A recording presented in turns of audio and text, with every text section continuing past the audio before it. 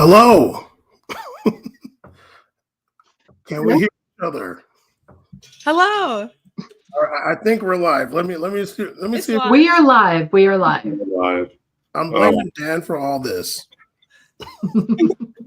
Welcome to Power Report. It is May Day 2025. And we're not starting off great, but we are starting. Now, are there going to be any banners or anything? I doubt it. Oh, there's a banner.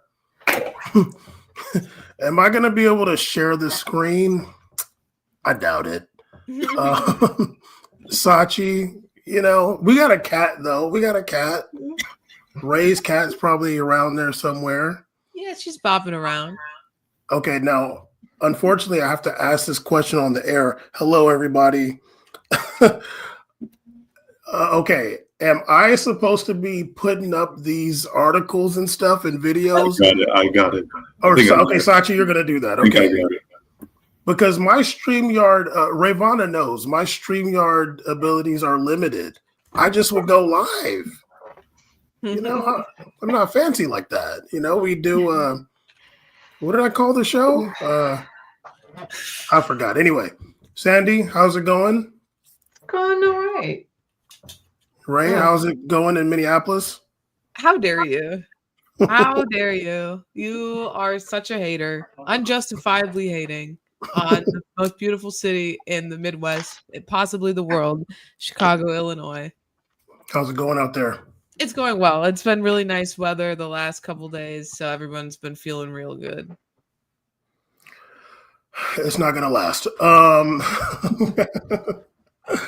Well, we're supposed to have some kind of cold open video, and I see Sachi looks like real locked in right now, so we might be getting that soon. If we don't in like a minute, then we'll start talking about the most important elections in the world, Canada's. Yes. So Sachi, Give me 2 minutes. 2 minutes? Okay. We'll just shoot the shit in the meantime. Ray, it's been a minute. It has been. I've been studying, so I haven't had a lot of free time. Okay. But I made time for the show today. You know what, though? Also, Dan hasn't asked me on in a while. So as long as he's not here, I think it's time that we badmouth him a bit. Is Dan hating? Dan's hating. And you know what? He didn't invite me on last week, and it was Lesbian Visibility Week, and I felt very invisible. So, and I think it's directly Dan's fault that happened. Dan, you know what? Dan is probably a lesbian hater. He probably does hate lesbians. He's homophobic for sure. Yeah. Yeah. Okay. If my chair is too squeaky, let me know. I have a different chair I can hop into. Oh, I could hear you. It's not even important this episode. Okay. Because it's filler episode. It's squeaking to me. I can hear it a lot. I forgot to switch my chairs out. You're good. Okay. So you said last week was Lesbian Visibility Day or week? Oh, both. It was the week was Visibility Week, and the 26th was Lesbian Day of Visibility. Okay, gotcha. Okay. I was raised by lesbians. From I think from about what, 3rd or 4th grade? Yeah, it was terrible, but it's all good. Wasn't a good time, let me tell you. But it wasn't not because they were lesbians. Let's make that clear. It wasn't not because they were lesbians? It wasn't because they were lesbians. Okay. Sachi with the banner right there, unless Dan did that. Sachi did it. Oh, shit. Well, I think it's important. I think it's important that lesbians have all sorts of representation, including, bad parenting representation. It's funny because, I'll tell people like, I was raised by, 2 women. They were married. And they're like, oh, that's so cool. And I'm like, no, it wasn't. It wasn't. Anyone can have a terrible marriage, lesbians included. Yeah, they weren't the best of parents, in a lot of ways. But, I came out okay, I guess. Okay, so I don't think Sachi wants to bring up Elon Musk wearing 2 hats, and I respect that. So I can act it out for everybody if we need to. So hats. I wear multiple hats. you're right. Yeah, you did it. That's all he said. It's Wait, not that was important. your. I'm sorry, I clicked away. You did that. That was an impression of him because it sounded just like him. I wear multiple hats. I'm Dark Maga, and I'm here, and I'm wearing so many hats. Oh my god! Sorry, My guys. skin is crawling. That was too accurate. I There apologize. it is. I don't know if that's an insult saying you sound like Elon Musk, though.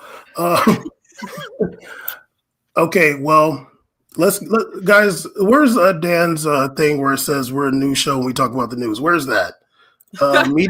Media assets, video clips. I got it. I think I got it. We're a news show. We We're talk a news about show, and that is what happened in the news. We're a news show, and that is what happened in the news. There we go. That'd be funny if it just kept playing on a loop forever. What the heck? Did I freeze? Oh, I froze. Okay, well, let's be a news show. And Sandy, I think that I'm very happy that we have you on today to talk about what just transpired in Canada, our great neighbor. Yeah. The floor is yours. There was a federal election. So, for you Americans, that means it's kind of like we were voting for our president, only we don't have a president, we have a prime minister. And we don't actually vote directly for a prime minister. We vote for a party that has a leader, and then that leader becomes prime minister. Okay. But it was a big deal. It was a big deal. It was a snap election because it got called early because it was supposed to be called in the fall. But since Justin Trudeau stepped down, which was a good thing, and the other parties kind of called for, well, they wanted it, thinking the Conservatives thought that they were in a good position. That was, of course, until Trump. So back about 4 months ago or so, if you were to look at the polling, which for those who watch my channel know I can't stand polling because all it is educated somewhat guesses these days because there's way too many metrics being put in that just haven't been there before. It was showing that Pierre Poilievre, the Conservatives, were in the lead by like 24 points. So last fall, it was a given that the Conservatives were going to win. And I said at the time that unless there are major changes in the NDP and the Liberals, yes, the Conservatives are going to blow them out. And I also said that, the Liberals would lose a lot of seats and the NDP would most likely lose party status. So what happened was there was a big change in the Liberal Party. Justin Trudeau stepped down. There was a fast leadership race, and we got in Mark Carney, somebody who has not been in politics before. He's a banker. So he was probably even though he wasn't my first choice to be leader of the Liberal Party, not that they would care what I would have to say, but they should.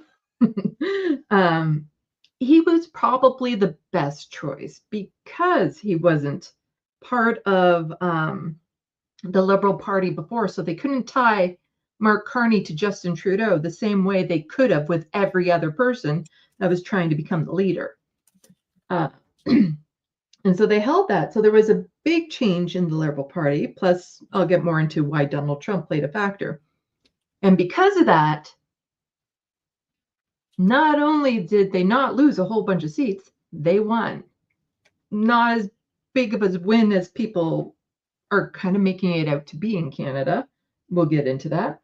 But the NDP did nothing. They did not change a single thing. They kept their leader. They kept their platform, which was milquetoast, all that sort of stuff. And they have indeed lost party status. So that's kind of, it's not something I wanted to happen, but I kind of saw as being inevitable. So I remember last time we were talking about the difference between the federal NDP as opposed to the NDP in BC. So they lost party status federally. Yes, federally. So the federal parties and the provincial parties, well, they're usually try to align themselves, although there's really funny with Conservative this time. And they generally will follow a lot of the same platforms, they are very different parties. They have their own constitutions, their own group of volunteers, although there's usually a lot of overlap between the federal and the provincial. So like the provincial NDP in BC and Ontario is not directly tied to the federal NDP. And the same with the Conservatives, because it was funny because some of the people in Doug Ford's team started talking smack about Pierre Poilievre, because they were basically saying that to lose a 24-point lead is it's really bad. And some of them saying, you know, if I was in charge, they wouldn't have lost. Now, and then on election night, Jamel Javani, who is a Conservative MP, so he got reelected into his seat. He is a Christian nationalist, Zionist, besties with J.D. Vance. Gross. Yeah. I don't think that it's possible for J.D. Vance to have friends, so that's if really... you saw him, you'd probably be like, well, if he did have friends, that's exactly who I would picture as his friend. He started talking smack about Doug Ford because Doug Ford was kind of talking smack about him, and then there started this little online tiff back and forth, and then eventually I think it was somebody on the Conservative federal side tweeted out a photo of Doug Ford as Hulk Hogan ripping off his shirt that said Ontario PCs, and underneath was a Liberal shirt.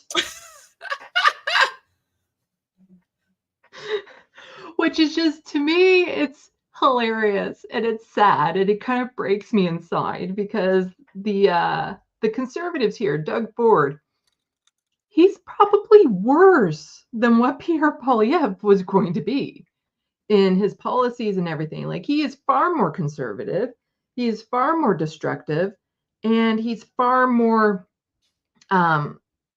what's the word when you're good at it? Productive? Competent. He's far more competent, efficient. Because despite him being an absolutely horrible person with policies that will absolutely lead to mass social murder, which have already led to mass social murder, will continue to, he's still very popular because he's likable in a way that most conservatives aren't. So they're getting into a fight back and forth, because Doug Ford has also said that he's going to work with the Liberal government. And in fact, before the election was sitting down with Mark Carney to talk, because, you know, there's the whole tariff issue and stuff going on. And the Conservative Federal Party is seeing that as a slight against the party. How dare you talk to the opposition, you know, and actually maybe get things done for the province. So there was all that, but I wanted to get back to how Donald Trump played a factor in this. So I said there had to be a big change in the Liberal Party, and that if that happened, they stood a chance of winning. And I think if it wasn't for Donald Trump, the Conservatives still would have won. Because with Donald Trump going on about his 51st state and, you know, the tariff war and all that sort of stuff, it really gave the conservative right-wingers up here a existential crisis. Because we have Maple MAGA up here who love Donald Trump, who love all the right-wing policies and stuff. But as with most right-wing nationalists, they are nationalists. Canada is part of their identity. And so when you start attacking them as Canadians and threatening them as Canadians, there's a big conflict going on inside of them. Like, I love all this racist stuff, but I'm not one of those groups that you should be attacking stuff. As I say on my channel a lot, the thing is that they're part of the leopards eating face party. And the thing is that there are leopards in Canada and there's leopards in the United States, and they're not the same leopards. We have our own breed of leopards up here. So when the leopards in the United States start getting hungry, they'll start looking at the leopards up here and being like, you know, there's something about your spots that look not quite right. And I'm getting hungry and there's nothing else around. And so they will eat their face. But with that said, I don't think Donald Trump was the definitive factor. So if Justin Trudeau had still been prime minister, if he hadn't stepped down, Donald Trump could still do everything that he was doing, and the Conservatives would have won. Justin Trudeau was just severely, severely unpopular. Also, with Mark Carney in as prime minister, had Donald Trump kept his mouth shut and not said anything about the 51st state and stayed out of it, I believe the Conservatives would have also won. It was a combination of both Donald Trump's behavior, rhetoric, and the fact that we got Mark Carney in that allowed the Liberals to win. And by win, they have a minority position. So they have less than half the seats in the House, so they can't pass any legislation on their own. They need another 4 or 3. There's still a couple seats up for debate as to whether or not they're going Liberal or not. But they need in their 3 or 4 seats or members in the House to vote with them. The NDP lost party status. You need at least 12 seats in the House in order to maintain party status. They're down to 7. So there are enough of them to vote with the Liberals to prop the Liberals up again. Now, the reason why I'm saying that this isn't exactly the win people think it is can you pull up a website, or can I pull up a website for you guys? Let's see. I think I can. Putting our backs against the wall here. And by our, I mean Sachi. You got the Sachi. I think I could do it. What's the website? The one of the easiest ones to kind of tell you how well they did. Well, there's 2. I think I can do it. If I do this, and I do this, and I do this, and I say share, you should be able to let me share that. There we go. So this is the Wikipedia page.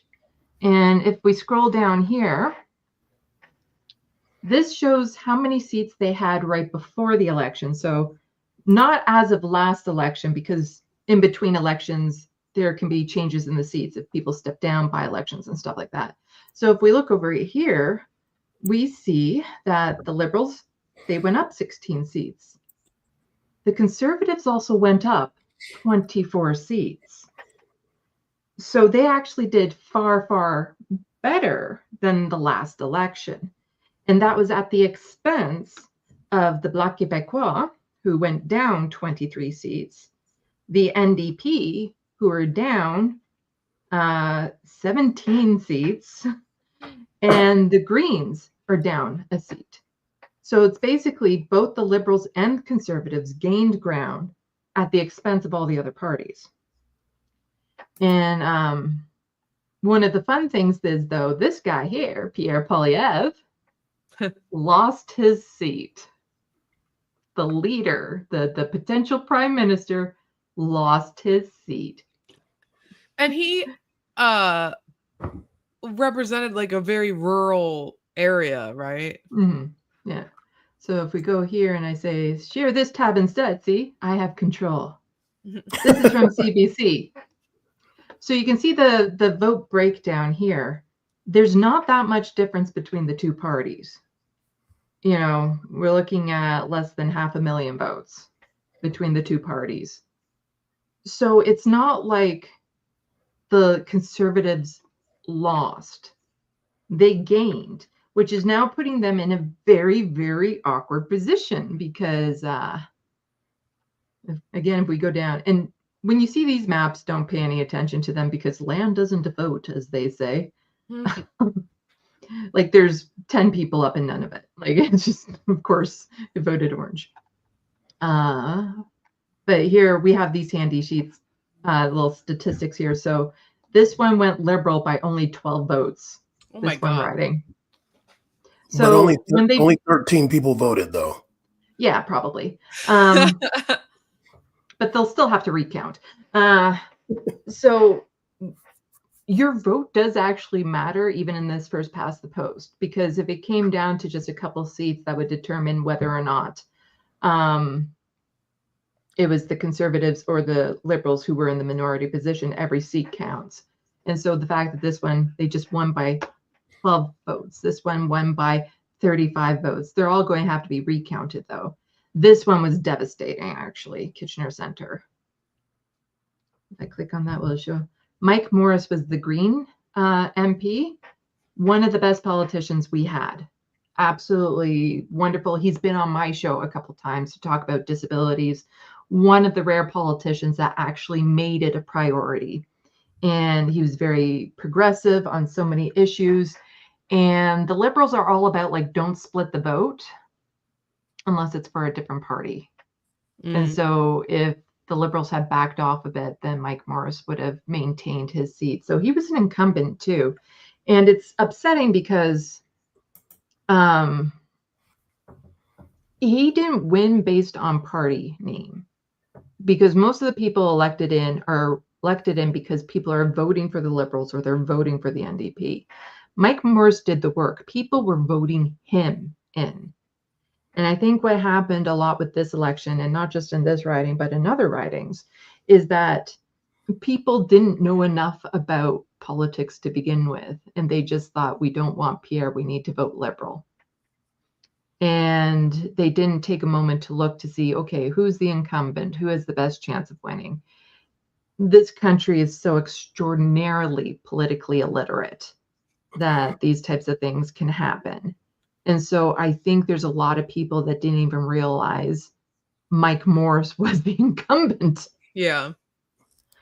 I have a question. What was that? What's the PPC? What's that party? People's Party of Canada.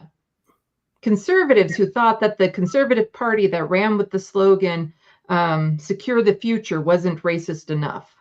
Tea Party then. Because the Conservatives back a couple elections ago, their campaign slogan was "Secure the Future." Can we talk about some of the advertising that the Conservative Party put out right at the end? And I mean, it was especially embarrassing because this was their response to the major shift in the polls. I mean, they were enjoying this massive lead, feeling very comfortable, and then they, Trump starts being Trump, talking about Canada's the 51st state. We're going to punish the Canadian people with these tariffs, blah, blah, blah, blah. The polls shift. And instead of, I think, doing anything sort of meaningful to try to win back the voters that they had lost, they put out some of the most embarrassing political media I've ever seen. I'm thinking specifically of the ad where it's two dads on a golf course. And they're talking about how things are so expensive now. We can't, I had to help my daughter pay for a down payment. And they're like, we have to vote for change. We need to vote conservative. And it's like, that's not really, it's not Obama hoping change. You're voting for the Conservative Party of Canada. That's kind of a hard message to sell. And then between that and the advertisement about change is calling, will you pick up the phone? And the phone is a Nokia. I mean, it's just really astounding to see this and truly embarrassing. Well, do we get a ghost? Who's the fifth person? Yeah, I got the ad. If you want to see it, That'd be great. Oh yeah, let's see that. I haven't seen a Nokia in a long time. I did see a fight. Oh, and after this, can we talk about our guy Jack Beat also? After we see that, yeah, I do want to talk more about the NDP. So here we go. Oh, are we on screen? There you go. How's your son, David? Well, it's been a tough few years for him. He just can't seem to get ahead. Yeah, we had to pay for Sarah's down payment last year. Things are tough for her, too. You know what Mark Carney says. Come on, do you really think that a fourth Liberal term... You know what Mark Carney says. I'm not going to answer that question. You know those Liberals. is going to change anything? You know, I've been thinking the same thing. Are we really going to give these clowns a fourth term? I'm voting Conservative. There you go. Yeah, for a change. What, he actually hit the ball for a change? That, like, How's your son, David? I'm going to say this, and I mean this with all due respect. That felt so Canadian. I mean, it's really awesome because they're talking about big, scary Carney, and he could be the third person on the golf course. Like, he could just be waiting right behind them to tee up. Well, this is it's so relatable to me. The thought that these two old white guys on a golf course talking about, like, yeah, I actually had to help with the down payment for my kid's house. I was fortunate enough to have the funds to be able to pay for someone else's down payment. That's, every Canadian's probably feeling that right now, you know. And they couldn't have picked like a more dreary looking day to be out on the golf course. It's cold as hell out there. No one is having fun. No, that's the Canadianness, is that, you know, you go golfing even if it's so snowy out, you can't find the golf ball once it lands. That is great. And also, like, this guy is like 78 years old. Like, come on, buddy. Like, nobody gives a shit. No, it was funny because, and you can take this off the screen again. It's weird. When I present something, I have control over the screen, but I don't have control over when it's on or off. I can't remove it. But in the last week or so of the election, all the campaign ads did not have Pierre Poilievre in them. And in fact, since the election, there's been no word from Pierre Poilievre. Because here's another little interesting thing about Canadian politics. So Mark Carney was prime minister, even though he didn't have a seat in the House. And that has happened before, despite what the Conservatives might have said. That has been a thing in the past. There is a thing. It's happened that way. However, there seems to be something on the books, from what I'm learning, is that in order to be the leader of the official opposition, you do need a seat in the House, which Pierre Poilievre does not have. So what that means is, since he lost his seat after 20 years of holding it, 20 years, he has to now maybe force one of the Conservatives who just won their ridings to be like, so you're having a family emergency and you need to step down, so that he can be parachuted into their riding in a safe riding, so most likely somewhere in Alberta, and then run in that election in hopes to get the seat. That is so, I mean, maybe we need to call in a wellness check on him. Well, maybe there's a reason we haven't heard from him. He lives in a mansion that is tax paid right now because he's the official opposition leader. So there's a tax funded mansion he gets to live in. And since he's no longer, he can't be leader of the official opposition, he's going to be kicked out of it. But he has 3 other mansions that he actually owns. So it's like, don't worry about it, folks. He'll be just fine. He's not going to be homeless. No. Was that mansion in Ottawa? Yeah. Okay. So, there's a house that the prime minister gets. Yeah, there's a house that the prime minister gets. There's a house that the official opposition gets. Even though the house that the prime minister gets, nobody lives in it because it's pretty much condemned. And so they go to a secondary cottage that they call, because the official house for the prime minister is in massive need of renovations and getting rid of mold and walls and stuff, and it's actually not healthy to live in it. But it would cost millions of dollars, and for some reason they keep on dragging their feet on it. And I'm actually in the camp of do you know what? If you need to spend tens of millions of dollars to fix up the house that the prime minister is supposed to live in, so his kids don't get, mold in their lungs, I'm okay with it. It seems like a fine expenditure of public funds. I'll take it. I'll go. You know what? Just invite. I'll go. I'll take care of it. Don't even worry about it. I'll wear a mask. I'll take that. Yeah. No, it makes sense. If there was part of the White House that was condemned because there was mold in the walls, I'm pretty sure most Americans would be like, yeah, it's okay. You can send in some crew. You can get that fixed up. No, I don't. It depends on who the president is at the time. Exactly. No. I'd be like, let him die, whatever. Right. Yeah. So, okay. so he's going to have to either. So right now, Pierre Poilievre is under the impression that he's going to be staying on as leader. At least that was the last impression we got from him when he gave his speech election night, which I found was actually a very hilarious speech, because if you just change a couple words, it could have been the "we won" speech, but instead it was the "we lost" speech. But it was, you could have changed just a couple words and it would have been the exact same speech. And the way that speech was, he was talking about leading the Conservatives in the future. And so he doesn't want to step down, but there's going to be a huge rift in the Conservatives because they will tolerate a lot of their MPs. So there's one MP in particular, Aaron Gunn, who is a residential school denier piece of shit. Like, just racist, horrible, horrible person that for some reason the Conservatives didn't get rid of, although they got rid of a couple other people without explaining why. So I'm like, so they have snuff videos is what you're saying. Like that must be the case. They have snuff videos, and that's why the Conservatives kicked them out before the deadline.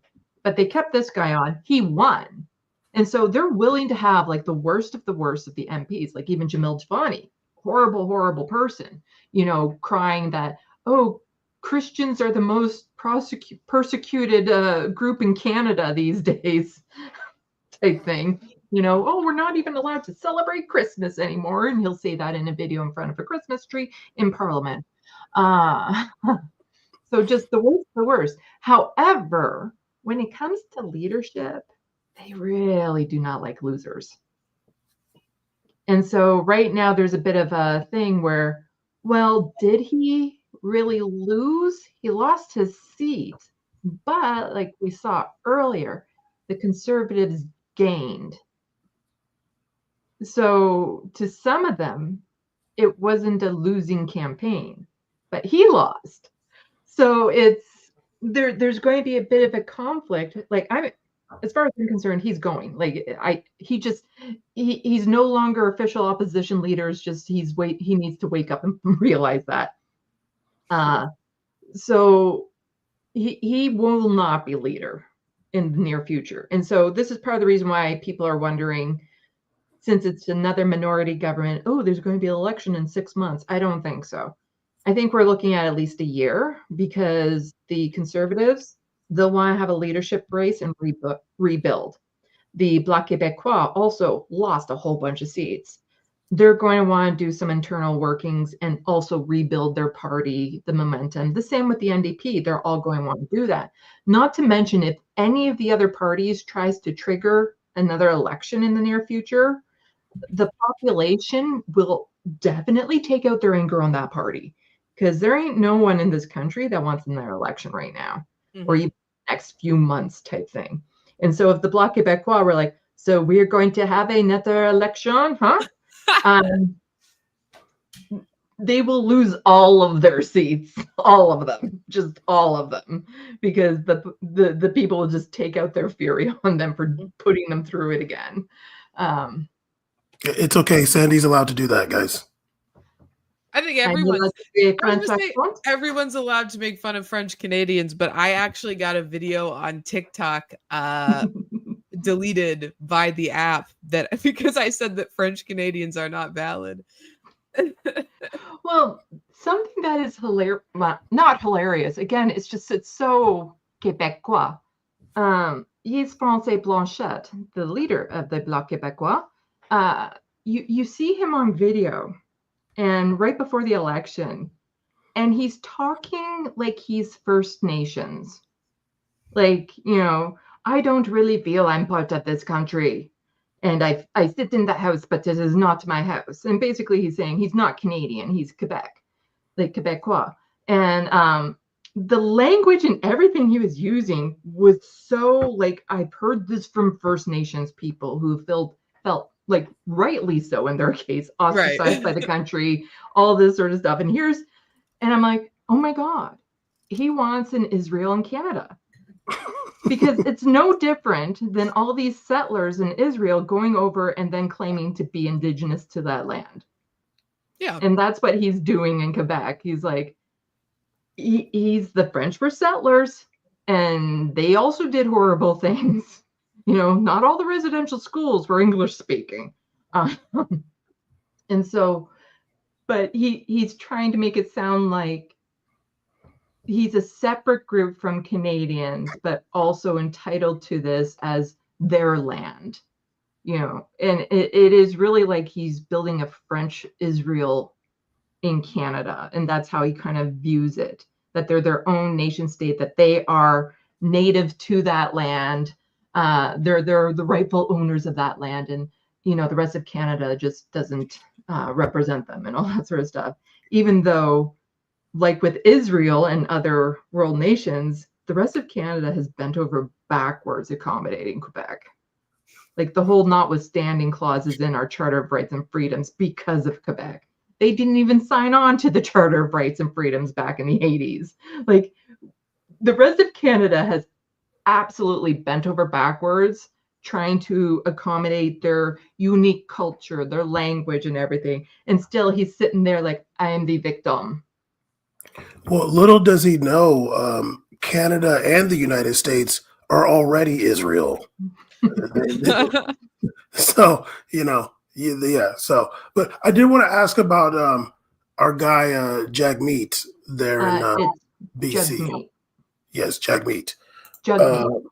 Jagmeet. Sorry. Yes. So what happened with this fella? He also lost his seat. Damn. Yeah. But at least with him, in his concession speech the night of, he's already said he's going to step down as leader, which is good. It should have happened a long time ago. And this isn't anything to rag on Jagmeet. I like him. I've met him. He's a great guy, but his political instincts sucked. And so as soon as they appoint an interim leader, he'll step down as the party leader and there will be a leadership race. So one of the sad things about this too, though, is that a lot of the people in the NDP who I would have liked to see actually run lost their seats as well. Like this election, some of the worst people were elected into seats, and we lost some of the best politicians in the country. Because Matthew Green in Hamilton Center, amazing politician. He was one that actually campaigned with Sarah Jama. And Sarah Jama was with the Ontario NDP until they kicked her out for thinking Palestinians were people. And he actually, during the Ontario election, campaigned with her, even though she was running as an independent as opposed to NDP. He's worn a keffiyeh in the House. He's spoken up for Palestinian rights. He's gone to the university campments. He's gone to support striking workers. He is what, he is a far better representation of what the NDP is, and he lost his seat. Nikki Ashton also, she was somebody else I was thinking I would love to see her run. She also lost her seat. So I was worried because I knew the NDP was going to get decimated. And I knew that meant that we were going to lose a lot of good people that way. And that's exactly what happened. And so, combine that with also losing Mike Morris from the Green Party, we've lost some of the biggest supporters of, Palestinians, people with disabilities, people living with poverty. The most outspoken politicians, the most progressive politicians have lost their seats, which is just absolutely devastating. Because the NDP, it's not just a matter that Jagmeet steps down. The entire executive there needs to go. Because for the past over a decade, they've been filtering out more progressive candidates. So unlike the States, you can't just run as an NDP. You actually have to be vetted by the party and approved in order to run under their banner and have their support and things of that sort. So what happens is during the vetting process, and I know this firsthand because I've been through it, is that they're looking for specific types of people. And if you aren't that, then you just won't pass the vetting for whatever reason. The second time I ran, they said it was because I have a sense of humor and tendency to speak my mind. And so they actually, the executive, the people at the top of the party have been filtering out more progressive people from being able to even become the candidates in the first place. And so the NDP as a whole has been moving more and more and more to the center. And they are what the Liberals claim to be right now. So the Liberals are also far more right than what they claim to be. What they claim to be is the NDP. And that's not what people want. And that's why a lot of people ended up just voting for the Liberals, because the NDP has done a lot of wrong when it comes to self-promotion. And again, their political instincts suck. So the Liberals took a lot of credit for the milquetoast dental care and pharmacare that we got up here, even though it was because of the NDP that we got it. And I'm far more critical of the NDP than some, even though I would love to see a federal NDP majority. Like, I would absolutely just love that. But the fact that they had that power of propping up the Liberals for so long, and the most they could do was means-tested dental care for seniors and stuff right now, and pharmacare for 2 types of medication. Like, the pharmacare is just for diabetes medication and birth control, which is very helpful for those people, no doubt about it. But that's it. What about like mental health medication? Oh, right. Mental health isn't actually covered under the Canada Health Care Act. Damn. So what they did was very lackluster for the power that they had. They didn't play their cards right with it, which again was just so disappointing. So the NDP needs to be rebuilt from the ground up. I've been saying for a long time that the base, all of the riding associations, needed to go on strike to force them, to allow them to have the candidates that they want. Because it's not even a matter of the riding associations voting on people and then, not getting that opportunity, is that they're not even allowed to vote on the people they want. So they couldn't vote on me as a candidate. They just ended up appointing someone to be the candidate without any votes from the riding association here. And I know it wasn't just me that this happened to. I interviewed somebody else on my channel who was young. He was really young. And the party, he had done a lot of work with his riding association, gotten his name out there. A lot of people in his riding association were really excited to get him going and stuff. And then the executive came in and said, no, he doesn't pass the vetting for whatever reason. And the reason is usually very obscure. And then what can happen is that they'll also then restrict the people. So there's going to be a leadership race, but then they'll restrict the people who can run for that leadership race, because again, you have to pass the vetting. You have to pass certain hoops and stuff.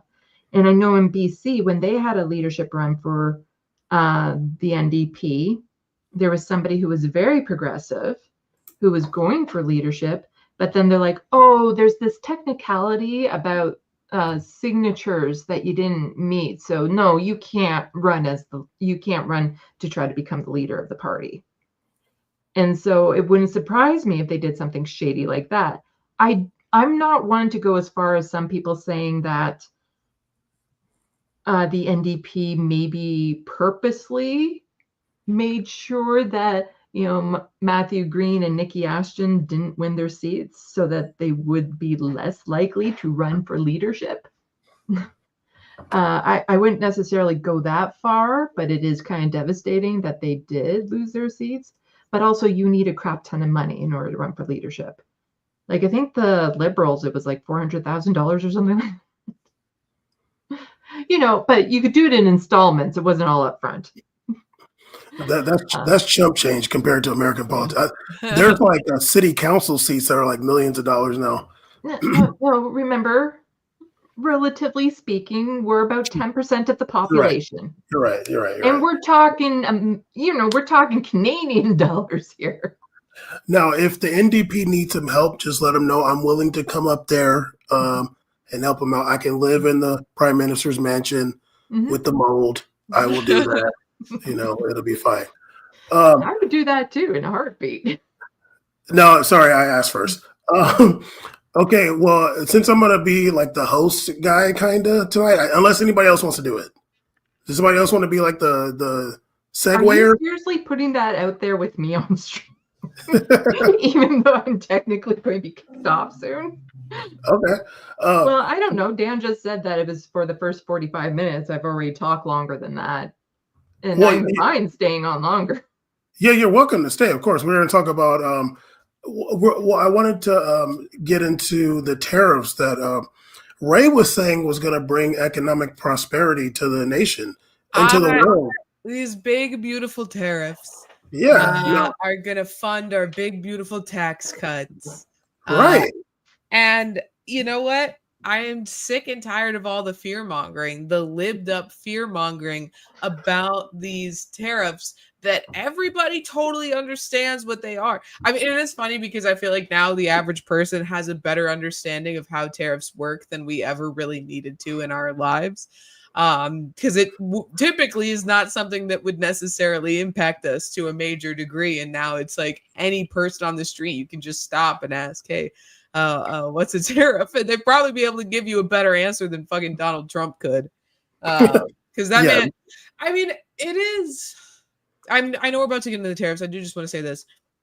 This term to Trump, you know, there was so much talk about Biden's mental decline, and valid because, it was readily apparent that the sun had set, and he was, playing a different game than the rest of us.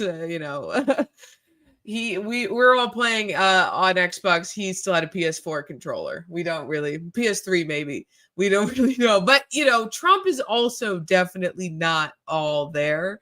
And has no interest in learning new information for himself. It's just whatever the closest person to him says. He's like, okay, that's true. Like Joe Rogan on his podcast. If Stephen Miller's next to him telling him, oh, the Supreme Court ruled in your favor. He's like, I don't need to know more than that. I probably can't retain more information than what was just said to me. So then I believe you that, I probably did win that. And everyone around him is taking advantage of that. I mean, there was that thing with the Photoshop tattoo of MS-13. And the way he was replying to that reporter, and it's like, and then he was calling out the reporter, like, how dare you question me? You're here. You shouldn't be offering me any challenge. Don't you dare go against my narrative. He said, burst my bubble. I gave you a huge opportunity here, son. Don't mess it up. And I would like to point out the fact that when that happened originally, we were all saying, hey, Donald Trump thinks that MS-13 is literally tattooed on his knuckles. Like he doesn't think that was superimposed for the picture. He thinks that's there. Mm-hmm. And Tim Pool tweeted out, if you think that Donald Trump thinks the letters MS and the numbers 13 are actually on his knuckles, you are R-worded. And now Trump has in no uncertain terms said, no, I literally think that that's there. So I need to, I would just love to see some accountability by these conservative influencers. I know that that's a far-fetched pipe dream, but I would just like to, for once, have them have to eat their words. Now, it's funny because you and Dan both said R-worded instead of just R-word. And I think that proves that you use the word in your daily life. So how? How? What? That was a power report. You don't need reasons. So apparently there was a Senate vote that they voted down a resolution to block Trump's global tariffs. I don't know if any of you have seen like any actual price hikes just yet. Due to the tariffs, like something that you're like, whoa, like this was this price this day and now it's this price. I have seen it, and it was pretty ridiculous. But well, I can tell you as a Canadian, one of my friends who does a lot of business in engineering and things of that sort, he's already said his company is starting to not buy anything American because of the tariffs. And so they're switching over completely to Canadian companies where possible, or other overseas companies. And so a lot of Americans don't realize how bad this is going to hurt them in the future when, you know, Canada, one of their biggest trading partners, are like, you know, there are other options and it's about time we start dealing with them. Yeah. I think some Americans who are like acutely aware of how this is impacting Canadians, you know, their not just opinion on the United States, but their willingness to do business with them, are people who own property that they rent out in states like Maine, where most of their guests, these beds and breakfasts, you know, in Maine, most of their guests are Canadian. Most of their income comes from Canadians, and they have been all over the news the last several months, really saying, you know, I voted for Trump. I never realized the impact this was going to have on my business, because every one of my regular guests, you know, for this season who's Canadian has called and canceled. And I mean, there's a really good example of one where during the interview, the phone rings and they pick it up and it's another Canadian guest calling to cancel their reservation. And they, I mean, it's just the timing was so incidentally perfect.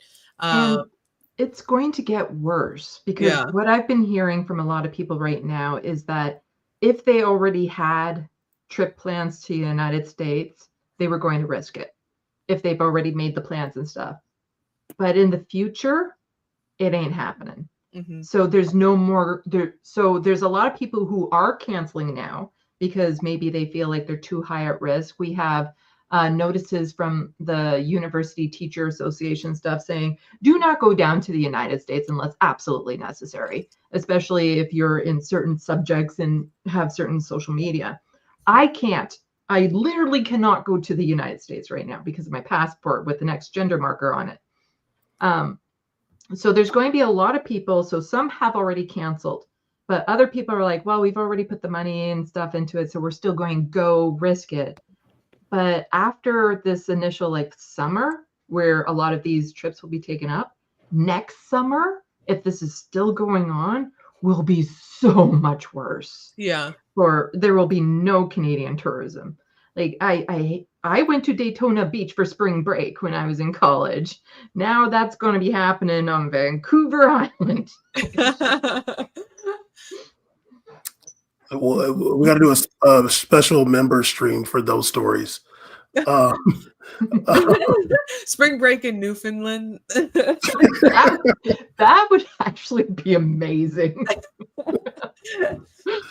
Well, dear leader Donald Trump had some things to say on Truth Social. If Sachi wants to pull that up, I know it's your favorite app. And that you only follow one person. So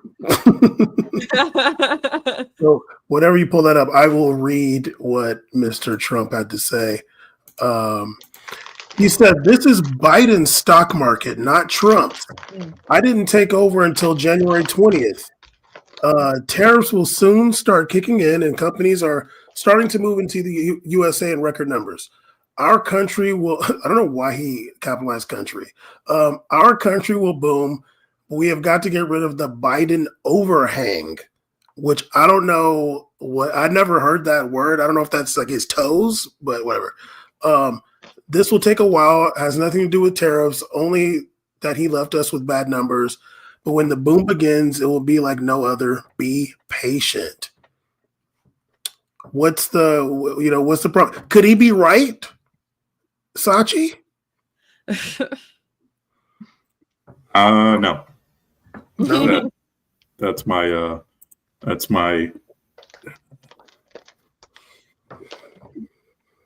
I don't trust this at all. I don't trust him, and it's just going to continue to be a shit show as long as this tariff nonsense lasts. And he's told everybody to be patient for like the past however long he's been in place, so it's not working. So that's my take. So I'm like still getting used to No, you sit there and learn this so we can just kick Dan off the show. I mean, you are seeing, major, you're seeing like, Walmart and Target that came to talk to him or whatever. And, I guess like we're not going to see, it's going to be funny to see if there really starts to be like empty shelves. And if it gets to like COVID levels, like what that's going to do to him as a president. Yeah. When he got elected, there was like a narrative about like the state that the United States, about like the nature of the United States at that time. Basically everybody believed there was a recession and it was whatever. The economy's terrible and it's all Biden's fault. Whether that's true or not, whatever. But for people were like excited for Donald Trump from an economic standpoint. Stupid people. Correct. But whether they were just ignoring all the other stuff about him, you can't say for sure. There's some people that are like for the whole like MAGA agenda, and then there's some people that are just like, well, he's going to lower the egg prices. Either way, sometimes you just gotta like fuck around and find out, and I think that that's what's going to happen, especially in this term where he seems more focused.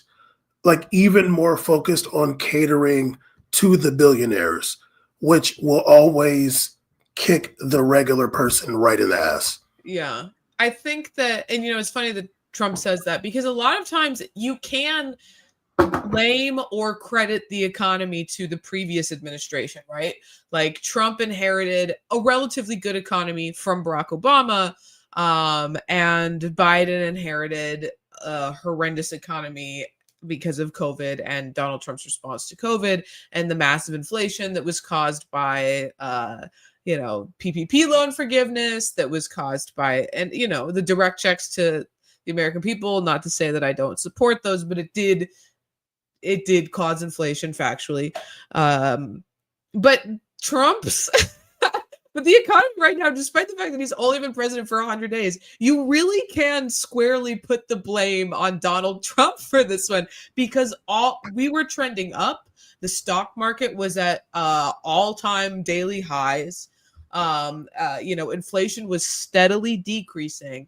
And within 100 days, he completely negated all of that progress. Now, that's not to say the economy was quote unquote good. There are so many better indicators of how the economy works for the average working person versus, someone who is heavily invested in the stock market, someone who doesn't necessarily have to feel the effects of the cost of eggs going up.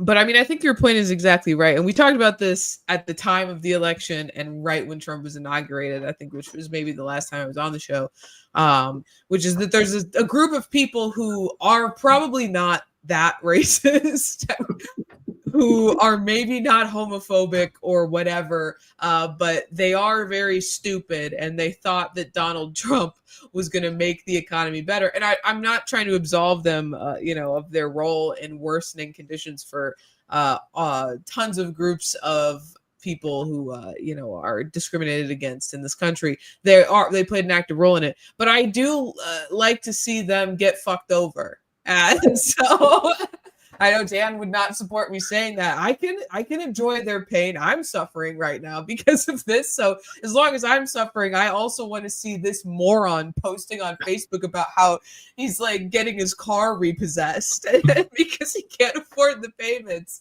I'm like, as long as I'm suffering, I also want to see you suffer, you complete moron. You thought that the price of eggs were going to be cheaper? No, now you have to pay $6,000 for your Temu order. That's the effect of your vote. Speaking of which, not Temu, but Amazon, there's actually quite an interesting development in all this, where Amazon is now posting the prices with tariffs. And the White House reaction today was not very good. And I'm going to play that really quickly. And this is actually kind of hilarious. Yeah. So here we go. We just do this. Where are we at? Producer Sachi in the building. I just want to say real quick, if I had to do all this, it would not happen. Let's do this. That Amazon will soon display a little number next to the price of each product that shows how much the Trump tariffs are adding to the cost of each product. So isn't that a perfect crystal clear demonstration that it's the American consumer and not China who is going to have to pay for these policies? I will take this since I just got off the phone with the president about Amazon's announcement. This is a hostile and political act by Amazon. Why didn't Amazon do this when the Biden administration hiked inflation to the highest level in 40 years? And I would also add that it's not a surprise because, as Reuters recently wrote, Amazon has partnered with a Chinese propaganda arm. So this is another reason why Americans should buy American. It's another reason why we are onshoring critical supply chains here at home to shore up our own critical supply chain and boost our own manufacturing here. By what American? You know, what are you talking? Like, if I want to get a freaking there ain't no American company making half the shit on Amazon. Bam. What you fail to realize is that Trump's been playing 6D chess and secretly building manufacturing plants that can manufacture jeans for $1. And okay, I just can never forget this. I was hosting and Sachi, maybe you were there. I was hosting J.R. Jackson's show. I was filling in for him one day. We did a story about people who went and toured a Shein factory and like the propaganda around that was pushed on them. And someone in the chat kept saying, this is anti-Chinese propaganda. You don't know the conditions in these factories. And I couldn't stop myself from responding because it's not like the type of show where you would necessarily respond to a chat when you're live. But I had to stop the show and say, the jeans are $2. You think there's no human rights violations going into making $2 jeans? But leave the tankies alone. But I mean, we literally cannot produce those goods here for that cost. I mean, unless that's the goal, is that we're all gonna, be inhaling gene dust until we die a premature death in a factory that doesn't even exist yet. It's just so. And they've been filling the press room with these right side, not even just right side news broadcasters, but like any TikToker who's said anything positive about Trump, just the most, and Tim Pool in his beanie. It's so fascistic. It's so blatant. It's comical. All you can do is laugh because otherwise you'll have to cry. Yeah. And, there's the things on Amazon, we do not make them here. What is she talking about? By what American? Like, it's not being made here. Radio Shack is gone. They were selling Chinese goods. I mean, what are we talking about? If you buy my book in America, it'll be made in America. Okay, there we go. Promote it. Yeah, my vampire book. Loaded with political and social commentary, because they will print it directly before shipping it out. So it will technically be made in America if you buy it on Amazon.com. Or if you buy it on Amazon.ca, it'll be printed and made here in Canada. Okay, so they're going to just inhale page dust instead. No, I'm joking. There's ink dust in here. What was the name of the book? Necroplasm. Okay. There's a story behind the name and title and everything, but it has vampires in it, and it has a lot of political and social commentary that is very me. It's a horror. It's a horror, but it's a book I wish I could live in. But it seems like Amazon, they said they're not going to do that, or I feel like they said we're not going to do the tariff prices thing after they got some backlash from the White House. I'm fairly sure I saw that, but hopefully. I've heard a bit of a conflicting thing that Bezos wasn't necessarily going to do that. It was just kind of floated out there. And then they did it, or maybe he said directly he's going to it. Like, to me, it makes sense because you break down the cost of things. You know, you put down how much you're paying in taxes, or if there's any other fees and stuff being added to it, it gets put on the price so that you know. And then the other thing that was pointed out is that without the tariff being acknowledged on these things, it gives free rein for other products and companies that don't have the tariffs to then raise their price, because you don't know then that it's not because of the tariffs. Yeah. Right. That's a really good point. Yeah, there's a website that I'll get items of clothing from sometimes, not Shein or Temu. And there was something that I was like gonna get, and it was, I can't remember the original price, but it was like, when I went to look back, it was like $100, and they were like, it's because of the tariffs, you know, like they were like, that's just what it is. Hopefully, you know, when you come back, it won't be this price. So yeah, I don't know to what, like, I feel like the American public hasn't necessarily felt the brunt of tariff prices yet. Trump will be smart to like not let that happen, but I don't know if it's already too late for that. But if and when it does happen, you know, people. Now this is it's also tough because it's so early in his presidency. Like, if it changes, people will forget. But Yeah. but it's gonna look really bad for him. Apparently, you know, he had like the lowest poll numbers in any president since polling in the 100 days. I also don't really believe in that, but yeah, it's gonna be really, really bad for him. And I do expect to see, if we get the real tariff prices and empty shelves, there will be mass burnings of Chinese MAGA hats. Yeah. Chinese MAGA hats will be getting burned by maggots, for sure. Yeah. I feel like, and you're right, if things get better, people will just forget, because I mean, during the Biden administration, people forgot how awful Trump 1 was. But I feel like Trump 1 was awful for a myriad of reasons. I mean, of course, the tax breaks that benefited massively the wealthy and disadvantaged the working class.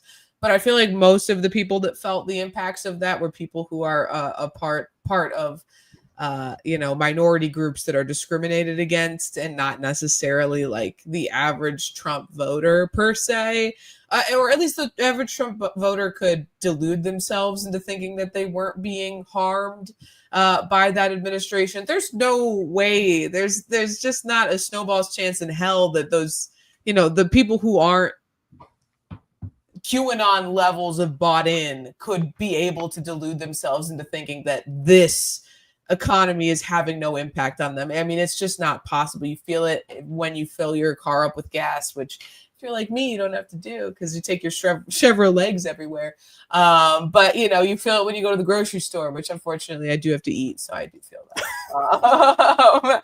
But I mean, you just can't escape it. And now, let's face the facts. Most people in this country rely on Amazon. They rely on cheap Chinese goods for their, you know, weekly purchases. Maybe not every day, but weekly, I would say. You know, a lot of people use Amazon for reoccurring purchases of certain products, and they absolutely will feel the impact of this. And like we said, these things are not made in the United States. There's no alternative that you can buy that might cost a little bit more than the cheap alternative, but less than the tariff. It's not manufactured here. And even if things are manufactured here, they have component parts that are going to be tariffed, because they will be imported from countries that are that have tariffs levied against them. So there's just simply no way to avoid this horrendous economy unless you are so wealthy that the increase in costs is negligible.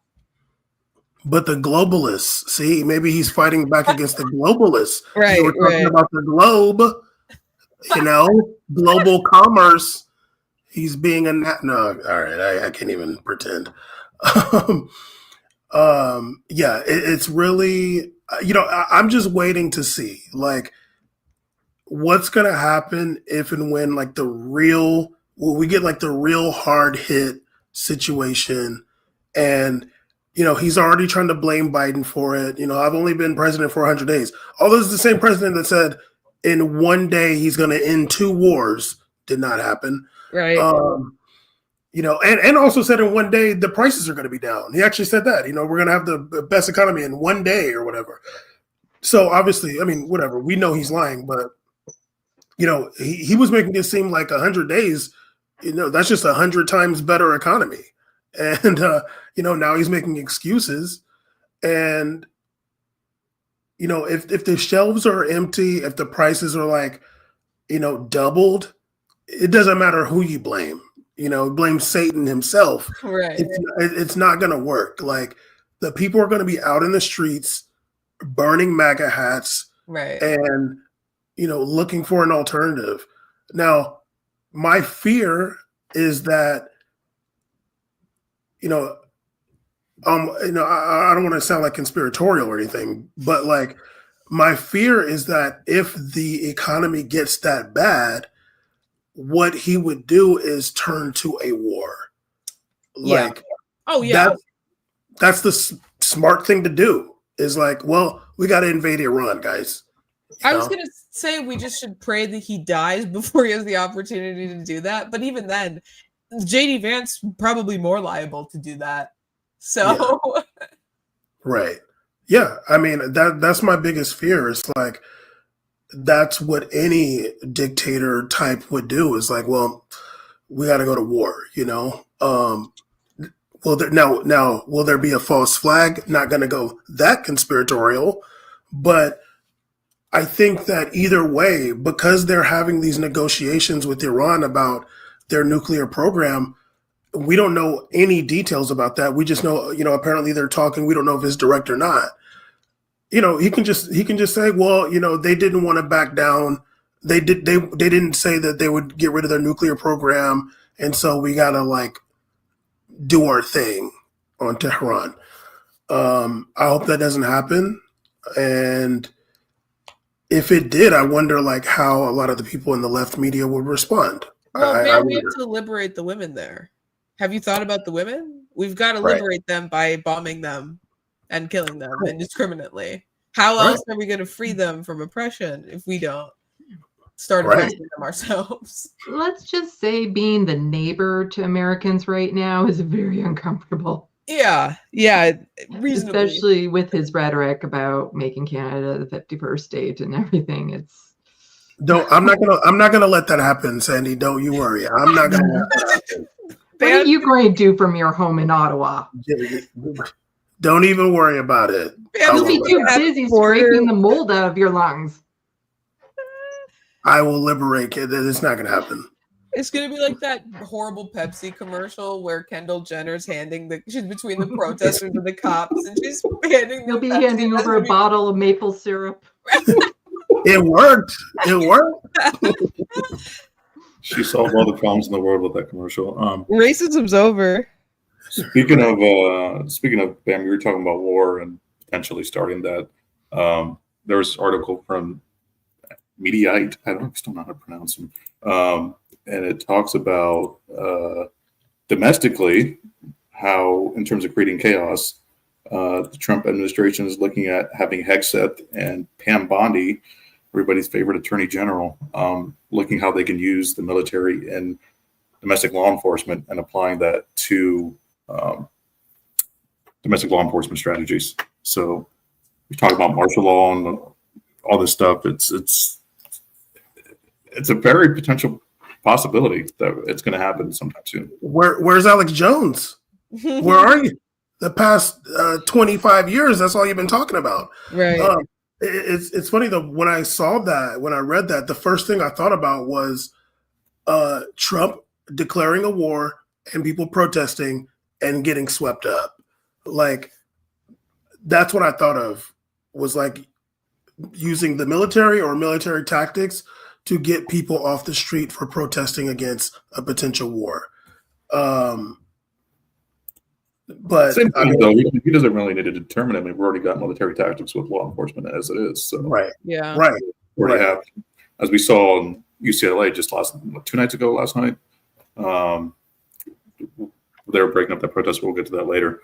But it's not anything new, but it is. But the prospect of the way he's going to unleash it is just, a little bit more. We had a 2020. We had a protest not too far from me, and I want to say it was like maximum was like 40 of us out in the street for this like BLM protest, and the local law enforcement. It was 3 different departments showed up. They brought out some kind of tank situation. They were armed to the teeth. They had their batons and shields and everything. And it was like 40 of us. And we had like a speaker. And it was like, this is a lot. I saw pictures. But the military tactics been around for a long time when it comes to policing in this country. So even with that, it was even more interesting, I think, seeing whatever that was that came out, because it's like, well, what are you preparing for? Is it for the shelves being empty protests or anti-war protests? I don't know. Or is it just like, hey, go round everybody up? Like. During on top of that, Pam Bondi, speaking of Pam Bondi, I think they were talking about even just like when it comes to protesting Tesla and the burning of Tesla cars that have been happening. She said she's looking for death warrants, quite literally. We played some video of that, and yeah, shit is pretty crazy. She was during a cabinet meeting, no less. Death panels like Obama? No, I'm joking. There we go. Producer Sachi, impressed.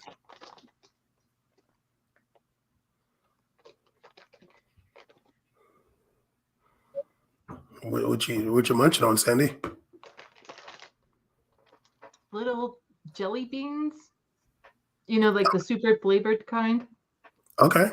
But the Dollarama brand. All right. Oh.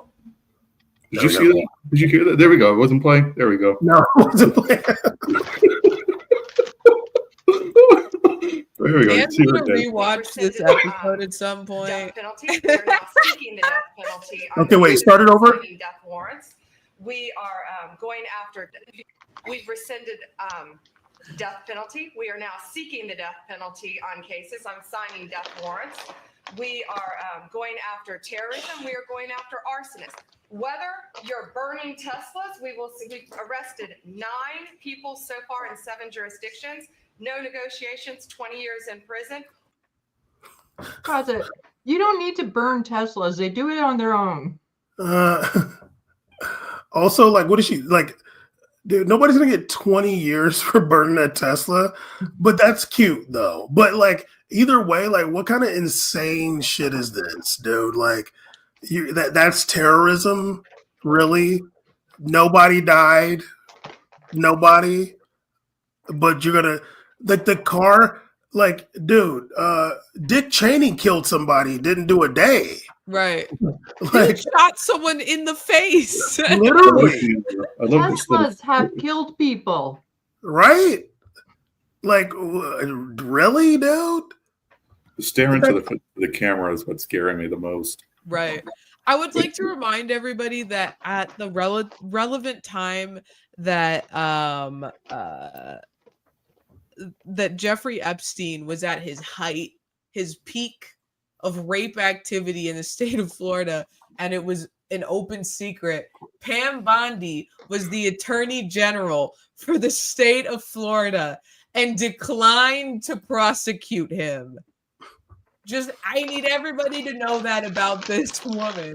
She could have held Jeffrey Epstein to account and refused to do it. The guy that Trump appointed into his cabinet, I want to say into his cabinet or something, last time, he was the one that gave him that bullshit sentence. I forgot his name. Richard something. I can't remember his name. But no.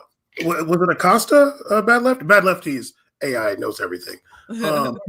Maybe like Richard Acosta or something like that. But yeah, Yeah, he gave him like some bullshit sentence after getting his whole grape on. As long as we're talking about Jeffrey Epstein, one Alan Dershowitz is representing Israel. Benjamin Netanyahu individually right now. Where? At The Hague? Hold on. Let me. I don't want to say something incorrect. Former boss of Natalie Portman, Alan Dershowitz. Let's see. Yeah, he is gonna enter in the ICC. No, this cannot be true. Wait, he's representing Israel and Netanyahu at the ICC that Israel does not recognize. So you're just like you're just getting a check for nothing. I have not seen anything on that. This article I'm looking at is a year old, so okay. Either way, Israel does not recognize the ICC. So he's just like The funny thing about that, Ray, is like he's been building a dream team. Legal dream team is what he called it for a year. And they're like, must have been a hard time finding them. Alan Dershowitz is your legal dream team. Jesus. Did you find the dream team? I'm representing him alone. I am the dream team. I spent a year finding myself. That's what it took. Oh God. Fucking hell. Ray, I think it's I don't want to force you off, obviously. Oh, I'm getting kicked off. Look, dude. It's Bam's lesbophobia. Dan texted me, said, "Get her ass." No, I'm joking. Get that lesbian. Sure, blame it on the person who isn't here. Well, you said you had a hard. No, I do. I have to go. I have to get back to studying. Unfortunately, I wish I didn't have to do that. Do you want to tell us what you're studying for, or no? No, I don't want to talk about it because what if I don't pass? That would be embarrassing if I admit what it was. So it's med school, guys. It's medical school. I'm studying for something, and that's all that anyone needs to know. You're going to pass. You're going to pass. It's for her. It's for a guard card. I'm not a cop. All right, Ray. Thank you for joining us. Thank you, Ray. Thank you for having me on. I have nothing to advertise.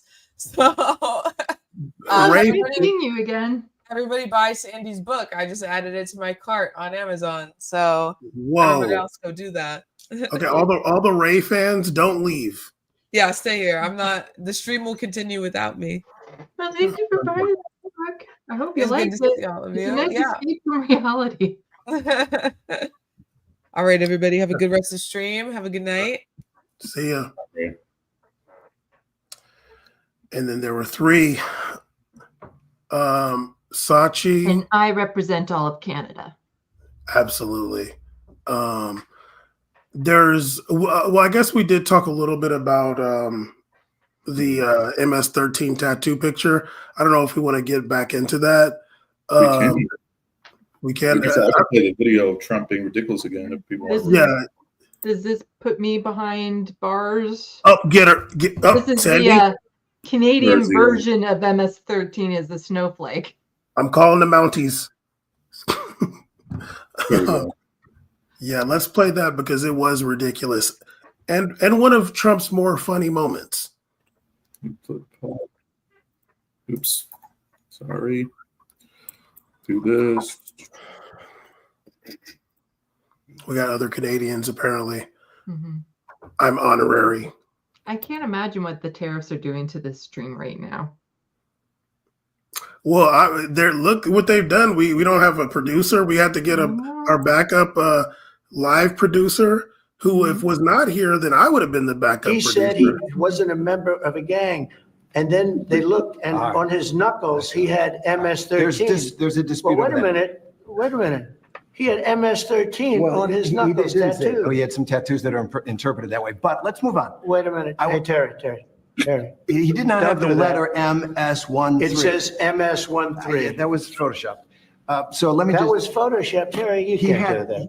Hey, they're giving you the big break of a lifetime. You know, you're doing the interview. I picked you because, frankly, I never heard of you, but that's okay. I picked you, Terry, but you're not being very nice. He had MS-13 tattooed. We'll agree to disagree. I want to move on to something else. Terry, do you want me to show you the picture? I saw the picture. And you think it was disagree. Photoshop? Well, Here we go. Here we go. Don't Photoshop it. Go look at his hand. He had Fair enough. MS-13. He did have tattoos that can be interpreted that way. I'm not an expert on them. I want to turn to Ukraine. No, sir. I Terry, want to get to Terry, Ukraine. No. He had MS as clear as you can be, not interpreted. This is why people no longer believe the news, because When it's he was fake photographed news. in El Salvador, they aren't there. But let's just go on. They aren't there when he's in El Salvador. They Take weren't a look there, at the but they're photograph. there now, right? No, But they're they're in now. your picture. Terry, Ukraine, sir. he's got MS-13 on his knuckles. All right. Okay? We'll take a look. It's you do We'll take a such a look. disservice. We'll take a look at Why that, don't you sir. just say, yes, he does, and, go on to something else? It's contested. Agree with me. Just agree with me. Stop being so combative. Oh no, it's like clear as day. Terry, I don't know who you are. I also don't know you, but I don't know how you don't start laughing. Like, how do you just keep a straight? You're so professional, Mr. Terry, because I would start laughing. There's no way I can be like, okay, wait, are you serious actually, President man? Because this is really funny. If you think that he got MS-13 in Times New Roman on his knuckles, dude, like, are you serious? But he was serious. I'm having some And technical it's just the whole thing at the end where it's like, why don't you just agree with me? Why don't you just, confirm my biases, support my narrative? Like, how dare you not say I'm wearing clothes? Well, the funny thing is, like, Trump saw the picture and he thought that was the actual, if we thought that was real, like the MS-13 on there, he is convinced that's I can't imagine what he thinks when he sees AI pictures these days. Like, he's what? So people just have 6 fingers now? Like, he must be so confused with AI. If he thinks that photo was real, AI must be doing a number on him. He looks at a picture of himself like, I didn't know I look so good. Oh, for sure. Well, he's also an idiot. But yeah, like, he was convinced that picture was real, and that's hilarious in itself. But yeah, like, Terry's just like, you know what? I'm going to let you have it because obviously, like, you're old and dumb and you just don't understand that they were trying to say that this is the M, this is the S, no. Trump says, no, it says MS-13. I saw that. Mm-hmm.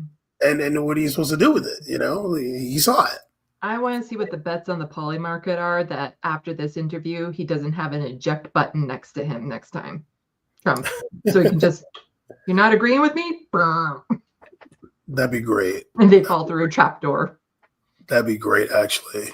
But then he like messes it up and it does it to himself. Yeah, no, Sachi, I know that bothered you. And I know that you're also rooting for people I know that you were a big fan of the deporting people to El Salvador. You're a big fan of Bukele. That hat is that's the 21st president of El Salvador. That hat. I'm having some StreamYard issues right now, so okay. Well, we'll keep talking. I won't talk about anything that we have coming up. Because I don't want to like skip ahead too much, but well, here's something that you guys might not know. That's a Canadian connection to all of this. Rachel Gilmore, she's an independent journalist here in Canada, but she found out that one of the companies of the airplanes that were shipping the people down to El Salvador, Canadian owned. Okay. Like, if people think that this is far-fetched in Canada, like this would never happen here. No, we have connections down there. Like, there's connections with all of the shady stuff across the border all the time. And that was one of the fears with Pierre Poilievre getting into power, was he was saying things like, student protesters, international students should be deported. That was something he was saying. And so this idea of like, oh, this could never happen in Canada, you damn straight it could. Oh, for sure. Now, Trump administration, what happened to Buy American? Mm-hmm. You're getting Canadian planes. We don't have planes? That's embarrassing. But yeah, no, Canada definitely is not like, especially when it comes to like international stuff. Canada's hand is dirty. And some of those multinational corporations, they are doing some terrible things around the world for sure. Oh, yeah. Well, more than 60% of mines across the world are Canadian owned. Right. So those mines that are like destroying the environment, displacing tribes, murdering and doing horrific things to people, that's Canadian owned. Yeah, a lot of them for sure. I was just watching a thing about nickel mining in Indonesia. It was pretty interesting. I don't know if Canada has anything to do with it, but I would imagine they do. Yeah, probably. Yeah, probably. So it's a bit of a myth, this idea that, oh yeah, you just wear a Canadian flag around the world and you're fine. It's like, no, only if you're in Europe. Only if you're in Europe, like other Western type nations. But if you go to one of these countries where mining corporations are destroying the land and, disappearing people, that Canadian flag is not beneficial to have in your backpack. Right. I mean, either that or they're just going to be like, okay, sure. Sachi, what's going on over there? Is it getting better or no? Should we keep going? I think I'm back. You can hear me? We can hear you. I don't want to step on your toes. You're the boss. I hope Dan's not around anymore at this point. I think we're in the solid. What I were we? I feel like my head's really big right now. That's what I'm trying to figure out now. Who you? There we go. Don't make mine bigger. What's going on? Let's try this. This is what we. Okay, this should work. Let's see. Now it's glitching on me more. Okay, well, how about something that's not? I need to move further away from the camera now. Sandy, we want to see you closer into the camera. We got to have they don't want to see me in the camera. They'll leave. Well, I'll talk about something really fast. I'll talk about something that was not on the rundown, but I think is important. Yeah. So take your time, Sachi. It's fine. There is more fighting going on in Syria. Everybody falls asleep now. No, I'm joking. There is more recently close to Damascus. I guess not exactly like within the Damascus city center, but like on the outskirts of Damascus. There have been clashes between Druze people and local Sunni Muslim militias. I apologize. I feel like this is really boring already, but there was like a fake message that came out by some Druze leader saying something insulting about Prophet Muhammad. It wasn't real. And a lot of people think that it wasn't the actual pretext for this group to attack the Druze people. But that was the excuse that they used or whatever, like, oh, they insulted the prophet and these gunfights started happening. I don't really know the numbers of like how many died or whatever. The Druze are a small minority in Syria, but they do have a fairly significant presence in the region, in Lebanon and also in Israel. In Israel, the Druze people do join the Israeli military. They do, not saying all of them, but some of them do join the IDF because they're like Israeli citizens. So yeah, there was some fighting there in Syria, and then Israel bombed some like of those Sunni fighters to quote unquote protect the Druze people that are within Syria. And they said that they will be doing whatever they can to protect the Druze people there. Which I was like, that, you know, as somebody who's paid attention to the Middle East for, 20 something years at this point, this is just completely unprecedented. Thank you. See, somebody said it's not boring. We got one person that thinks it's not boring. And sycophant. Right. the situation in Syria ever since Bashar left, it is, the new leaders have not been, very vocal about Israel taking more and more Syrian land. Actually, more recently, they said they want to have good relations with Israel. I don't think they said much about getting their land back. And then Israel coming to like aid the Druze people in Syria, while at the same time having a contentious relationship with the Druze people in Lebanon. The kind of like political leader of the Druze people in Lebanon, who I had no idea was still alive, Walid Jumblat, he came out saying that, we don't really want Israel's help and they're just trying to create chaos, more chaos in the region. Is that true? Yes. Syria situation, I think there was a lot of hope after Bashar left that politically it's going to be great now. And, there's going to be democracy and, the people are free. They have freedom from this like terrible dictator. But I don't foresee an end to fighting. There's still conflicts in the Kurdish regions. Turkey is still around, and it's unfortunate because, I'm not trying to like cape for Bashar, but before the civil war started, Syria was one of the more peaceful nations in the region. If not the most peaceful, to be honest with you, maybe between them and Jordan. But I remember the producer of the Halloween movies got killed in a terrorist attack in Jordan, like 2006. So, that's not funny, Sachi. Hey, that was a joke.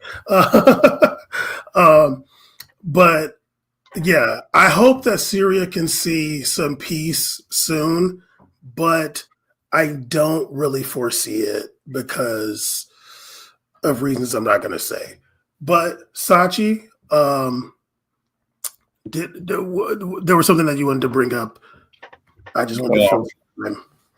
I was going to bounce back to some domestic stuff, but since we're on the matter of that region, let's go back. Let's go back.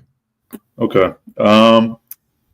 Speaking of this destabilization in that region and being feckle and weak, let's talk about some weak-ass Democrats here in the United States who are just showing time and time again that they are not capable of meeting this moment, unfortunately. And we are going to dive into that right now. That starts with America's favorite Congressman and Senator Cory Booker and Hakeem Jeffries sitting on the steps of the Capitol, staging a 12-hour sit-in and doing more performative stuff than actual substances. And let us take a look at this really quickly. Hold on. Cory's not tired? What was that? Said Cory Booker's not tired? Dude, damn. He's not tired. He is not tired. And 1 second. Here we go. Capitol, Democrats engaged in an act of resistance. House Minority Leader Hakeem Jeffries and New Jersey Senator Cory Booker have begun a sit-in protest on the Capitol steps. They are calling it an urgent conversation with the American people. This Congress is going to come back tomorrow from a 2-week recess, and the Republican leaders on your side of the Capitol are saying they're going to force a bill through. They want to get it done this work period and back over to the Senate to be voted on and put on the president's desk. And that bill, we believe, presents one of the greatest moral threats to our country that we've seen in terms of what it will do to providing food for the hungry, care for the elderly, services for the disabled, healthcare for the sick, and more. We want to sit here for a good number of hours and engage in conversation. We hope people will come if you're in the area and sit with us, but also that you'll watch and perhaps your own testimony to your moral urgency that you feel, to maybe your faith traditions or moral traditions that make this and motivate you in this moment to speak out. As we prepare to come back into session tomorrow, this is a time to choose. And we're either going to choose the side of the American people, or we're going to choose this cruel budget that Republicans are trying to jam down the throats of the American people that would effectively take away health care potentially for tens of millions of Americans, children and seniors and families and people with disabilities and veterans and others, take away food from the mouths of children, undermine, the ability of people to survive who've worked hard their entire lives, all in service of a massive tax cut for their billionaire donors. I just love this thing of this is the most horrible thing that has happened and such a threat. And so I'm going to sit here. Let me just say really quickly, look, objectively what they're saying is nothing is wrong with what they're saying. It's absolutely true. Like these Republicans are taking, food out of children's mouth and tax cuts for their billionaire buddies and so on and so forth. But kind of like the 25-hour marathon that Cory Booker went on, and then the next day voted for more arms to Israel to go literally, starve children and bomb them. What's the substance here? That's what I'm wondering. I mean, the discussions, yeah, it's important, but that's my He take. needs to sit harder.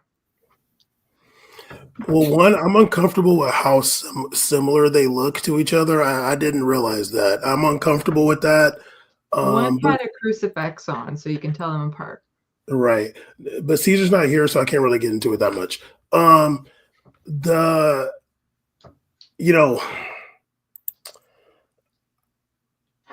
I feel like let Cory Booker do this by himself. Like he's doing he's doing the theatrics, like let him just do that. And I don't know if people showed up and talked with him. Like, I don't know. Like We did. There were some people that showed up, yeah. Okay, and hopefully they, they got their ideas, heard or whatever. But yeah, I like for me, it's just, maybe if somebody else was doing this, but it's like it's Cory Booker, dude. Like, you're not really, you're not the person that's going to like inspire anything significant within the population that's suffering. Although one of my neighbors, she did have a Cory Booker sticker on the back of her car when he was running for president. And I never got to ask her about that because I'm like, where did you find that? Like, you're the only person that has a Cory Booker sticker. But yeah, it's just it's Cory Booker, dude. Like, you are so status quo. You're just not the person that's going to inspire people. Hakeem Jeffries, like maybe a little bit more, but you're also just so status quo, dude. And that's what people are upset about. Like, they are upset about the status quo type of politician. And you guys sitting on the steps like you're about to start freestyling or something with you wearing all black and doing your hands. It's like you should have just started rapping, actually.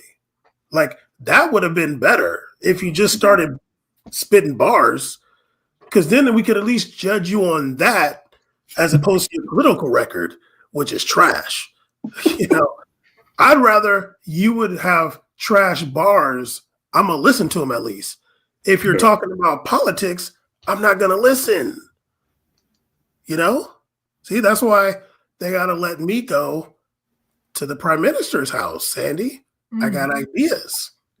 Tell the NDP, he's got ideas. Well, they don't actually like that. Shucks. Listen, as bad as that was, I got even worse for you. This is good old Chuck Schumer. Oh man, he definitely can't rap. He dropped a 6-second mixtape, and I kid you not, we are going to bring it to the table. Here we go. Here's Chucky Chuck. Of all the crazy things the Republicans want to do now, they want a car tax? Hell no. Of all the crazy things the Republicans want to do, now they want a car tax? Hell no. Of all Okay, like the problem is like he almost fell. Like he almost fell just thinking about doing that clap. Like play it again. all the crazy things the Republicans want to do, Yeah, now they really want good, a Greg. Look at that. crazy things the Republicans want to do, now they want a car Whoa! tax? Hell no. So how much did they pay the choreographer for this? That's what I'm saying. Like as a video, like I freelance video work. Like I've even gone like and recorded some testimonial, congressional testimony. And like people have done their interviews outside. Like if I'm recording that, I'm like, at least go for like 4 takes, bro. Like this is they thought this was the. Gotta run it back. Unless Hell no. Hell no. Hell no.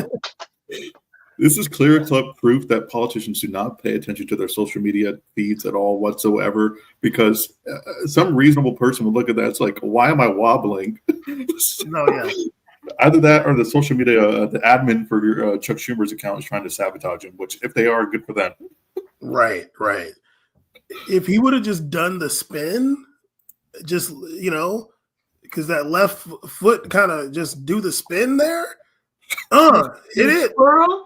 Hell no. Exactly. See, NDP, you need Sandy. See that right there? Apparently you guys don't like ideas. No, that was great. We needed some levity. And also, like, what is? I mean, I don't know if anybody's heard of this alleged car tax, but like, what is? I mean, cars have taxes. Like, are the Republicans talking about like an extra tax, or are you talking about tariffs? Like, I don't get it.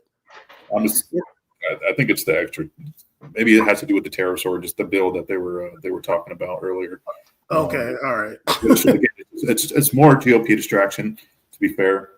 And Chuck Schumer is, of course, falling for it, or he's pretending to fall for it in order to act like he's actually doing something when he's not.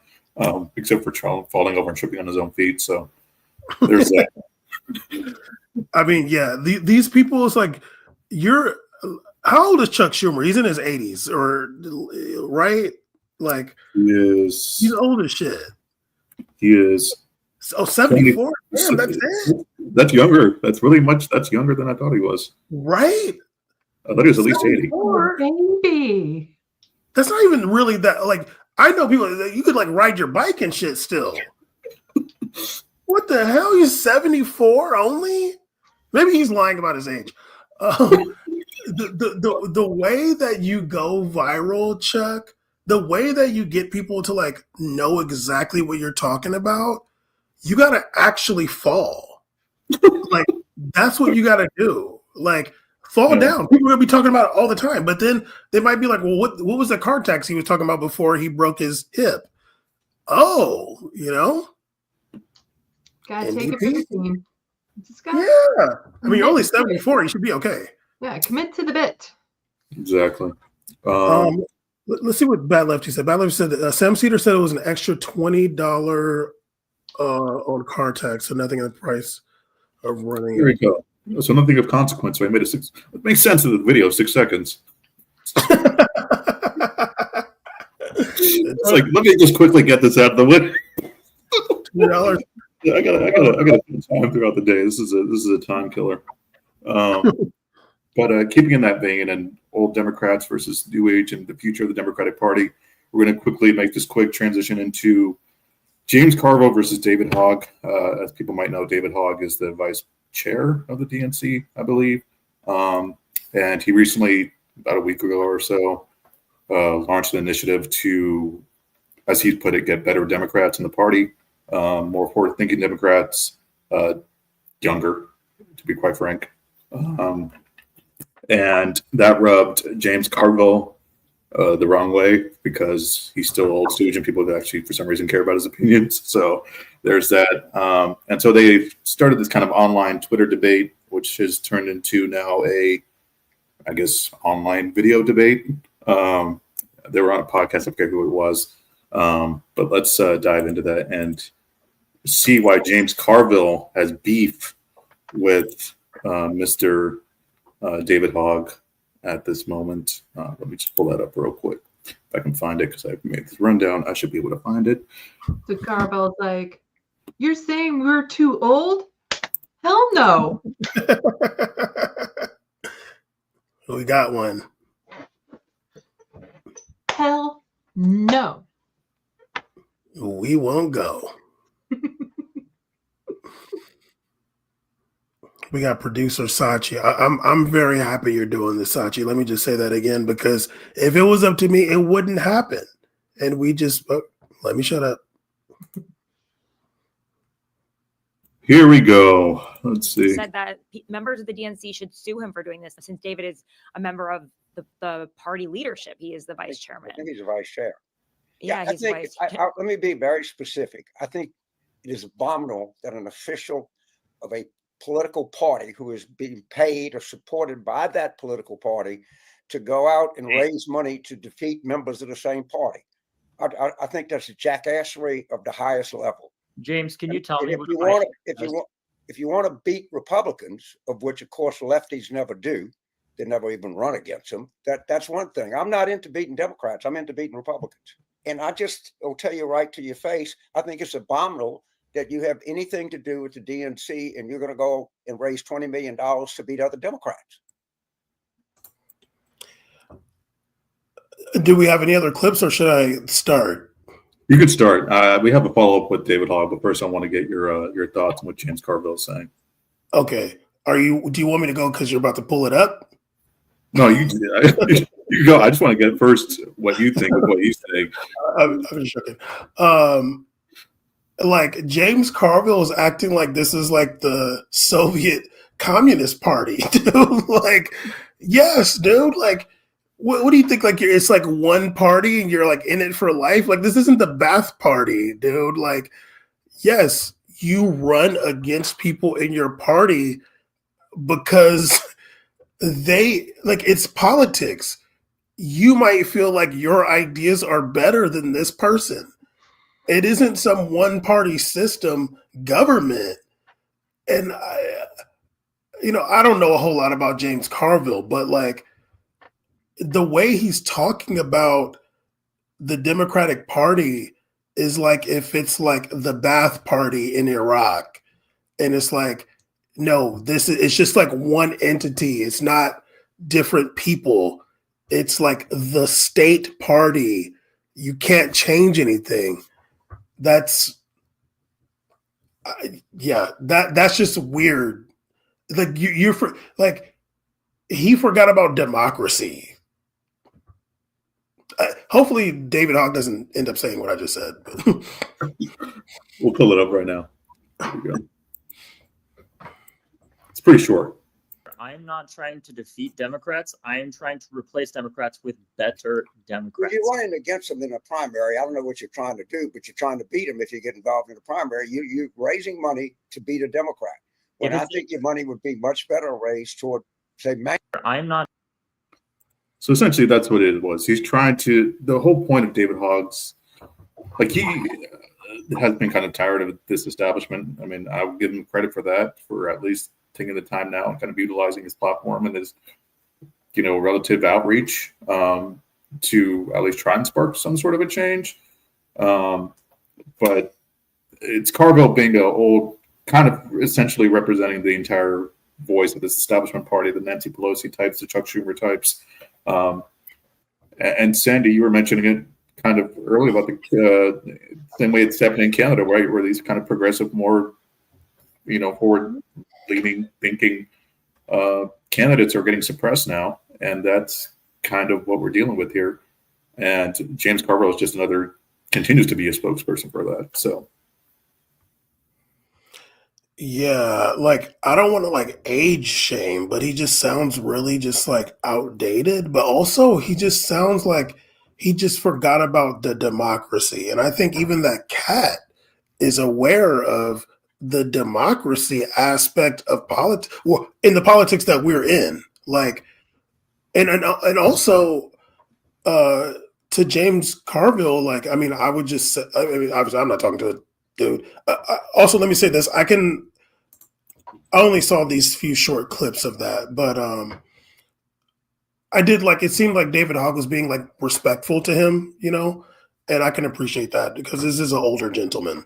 But also, like, in a democracy, whether it's primaries or the general elections or whatever, like, you prove your ideas are correct through an election. So for James Carville, it's like, well, he should be like, well, okay, we'll bring it, like, raise the money, but like the people that I think are right, they'll win because that's how confident I am in them. But it almost sounds like he's saying, like, no, just the money wins. And if that's the case, then we have a problem that needs to be fixed right now. And yeah, like you said, like, I could appreciate David Hogg doing this. I haven't, obviously, I don't follow him on Twitter or anything like that. I haven't like kept up with him since the initial reason he got put on a national platform, which is an unfortunate situation. But one thing I do remember is him. This is like years ago. Somebody was like asking him on Twitter like why he didn't have TikTok, and he was saying it was like a Chinese spy app. And this is like way before Trump was talking about banning TikTok. I was like, when I remember reading that, I was like, damn, dude, like they got you early, dude. But I'll take that back a bit because of what he's saying he wants to do within the Democratic Party.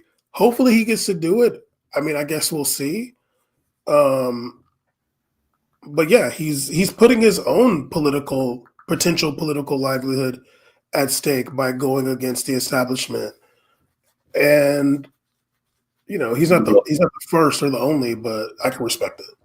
Pinkerville brings up a great point. James Carville hasn't won an election in longer than David Hogg has been alive. It's true. Like, right. It has been relevant for over 30 years now. So there you go. David's dad, CIA. Okay, well, then he would know if it's a Chinese spy app then.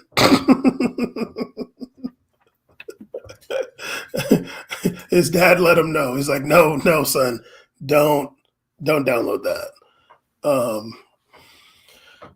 That's a joke. I'm not a CIA supporter. Sandy, do you have any last thoughts on this old man versus the younger generation? There maybe should be a retirement age. I'm just saying. I'm surprised James Carville's still alive, to be honest. So that's just sounds. I thought he was gone a long time ago. I'll say this: he is 80, and he looks better than Chuck Schumer. The entitlement that they have when they get up to that age, and they're still in it, even though they haven't had any like real jobs in God knows how long, and this idea that they know what's best when they haven't gone outside and touched grass and actually knows how the world works anymore, but how they're this little whippersnapper tells me how it goes. Right. It's just, yeah, it's like, I don't know, the personality of somebody who wants to get into that level of politics isn't generally the type of person I want to hang out with, generally. But especially like when they get older, like, because, they like, I feel like they start to like lose, if they ever had any, they're just like losing humility.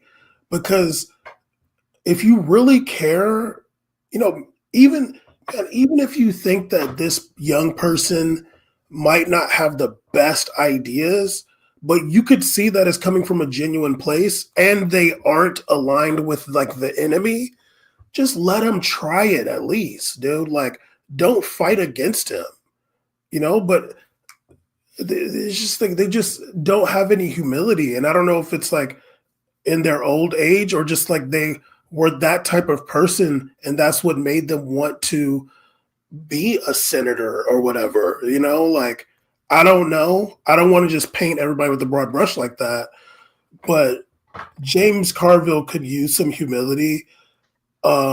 What David Hogg is talking about is like the essence of democracy. And even if he was to look at it just outside of the Democratic Party, just look at Donald Trump. Obviously, it's different, but this is somebody who like came in like a wrecking ball into the Republican Party and was able to take it over. It's for evil, but like maybe there could be somebody from the Democratic Party who takes it over in that same way for good, you know? Mm-hmm.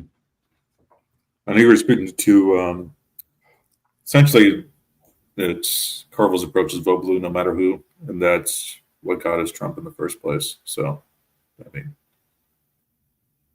I think you're on mute, Ben. Even if it's vote blue no matter who, David Hogg isn't against that. He's not saying anything against that. He's saying like we just need better. It's not even like saying like, oh, we need better people because you guys are bad. It's like we need more people. We need different people to try and to get their ideas out and see if the population gloms onto them. And if that's the case, then we're voting for this person, you know, or you know, obviously if there's a primary, we're going to pick who we're voting for. The way James Carville is talking like, no, there's only supposed to be one person. We're not even supposed to have no damn primary because you vote for Stalin no matter who type deal. Mm-hmm. Yeah, that's silly. He just sounds just senile, really. He does. That's the best way to summarize that. Let's see. Shall we jump into, I don't know, do you really care about Kamala Harris reemerging into the public eye, or? No, because she did a speech like a few weeks back. I don't even know why people are acting like this is her first time. She spoke at it was like some black thing. I forgot what it was, but maybe that's why people didn't care. They still don't care because there was polling recently, just yesterday, I think they said Trump would still beat her in an election. Well, not that we take polls seriously at all, but it's just like it. She's that unlikable right now still. You don't need a poll for that. That lady was never winning. But Yasmin, if you ever see this, you know, I'm still holding on to you got to come back on Power Report because Yasmin, when I questioned Kamala winning the election because she's a black woman, you shot me down, man. You told me to shut that bullshit up. Not in those words. But, hey, man, we still got to talk about that. That was the biggest difference between Mark Carney and Kamala Harris because I kept on saying my worry was Mark Carney was our Kamala Harris in that there was this big relief when he stepped up. You know, everyone's like, oh, okay, there's an adult in the room and you know, everyone was all hyper and excited. And it's like, now it's a shoo-in that the liberals are going to win. And I think part of it was, again, he had the advantage of being a white male. It's a big advantage. It's a big advantage. Mm-hmm. And being anything, or at the very least being anything else is a disadvantage because unfortunately, like white male is the standard in politics. So being anything else it is a disadvantage. You know, you're going to need a lot of help. So yeah, but I mean, we're not going to rehash that. But I don't know if you want to take it back international. We can go back to let's go to international. Let's. Are we going Near East or South Asia? Let's talk about India. Let's talk about my people in Pakistan a little bit. For those of you who don't know, I'm half Indian. That's quite a shock when people find out, but I was born in India. I was born in Chennai, South India.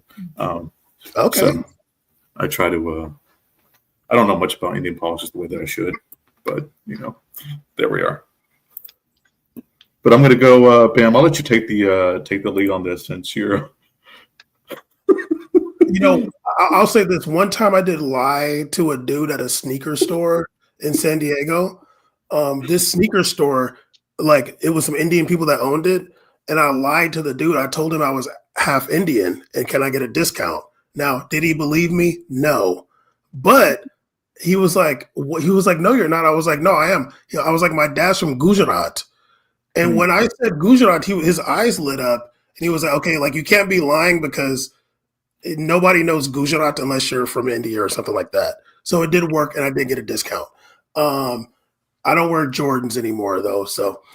But yeah, there was a terrible attack in Kashmir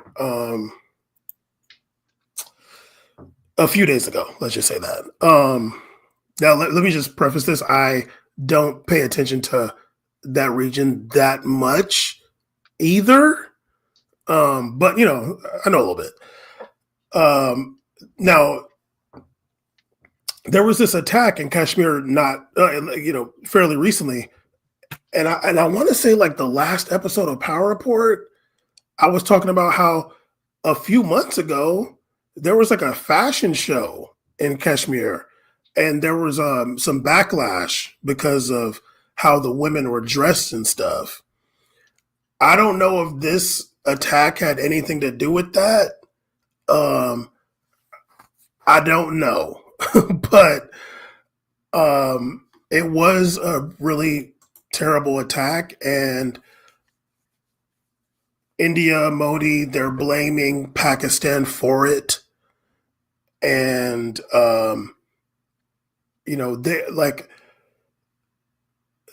there's contention between Pakistan and India for forever. The relations go up and down, but this time seems like a little bit more than just like the kind of random small arms fire across the border type deal, which happens every once in a while.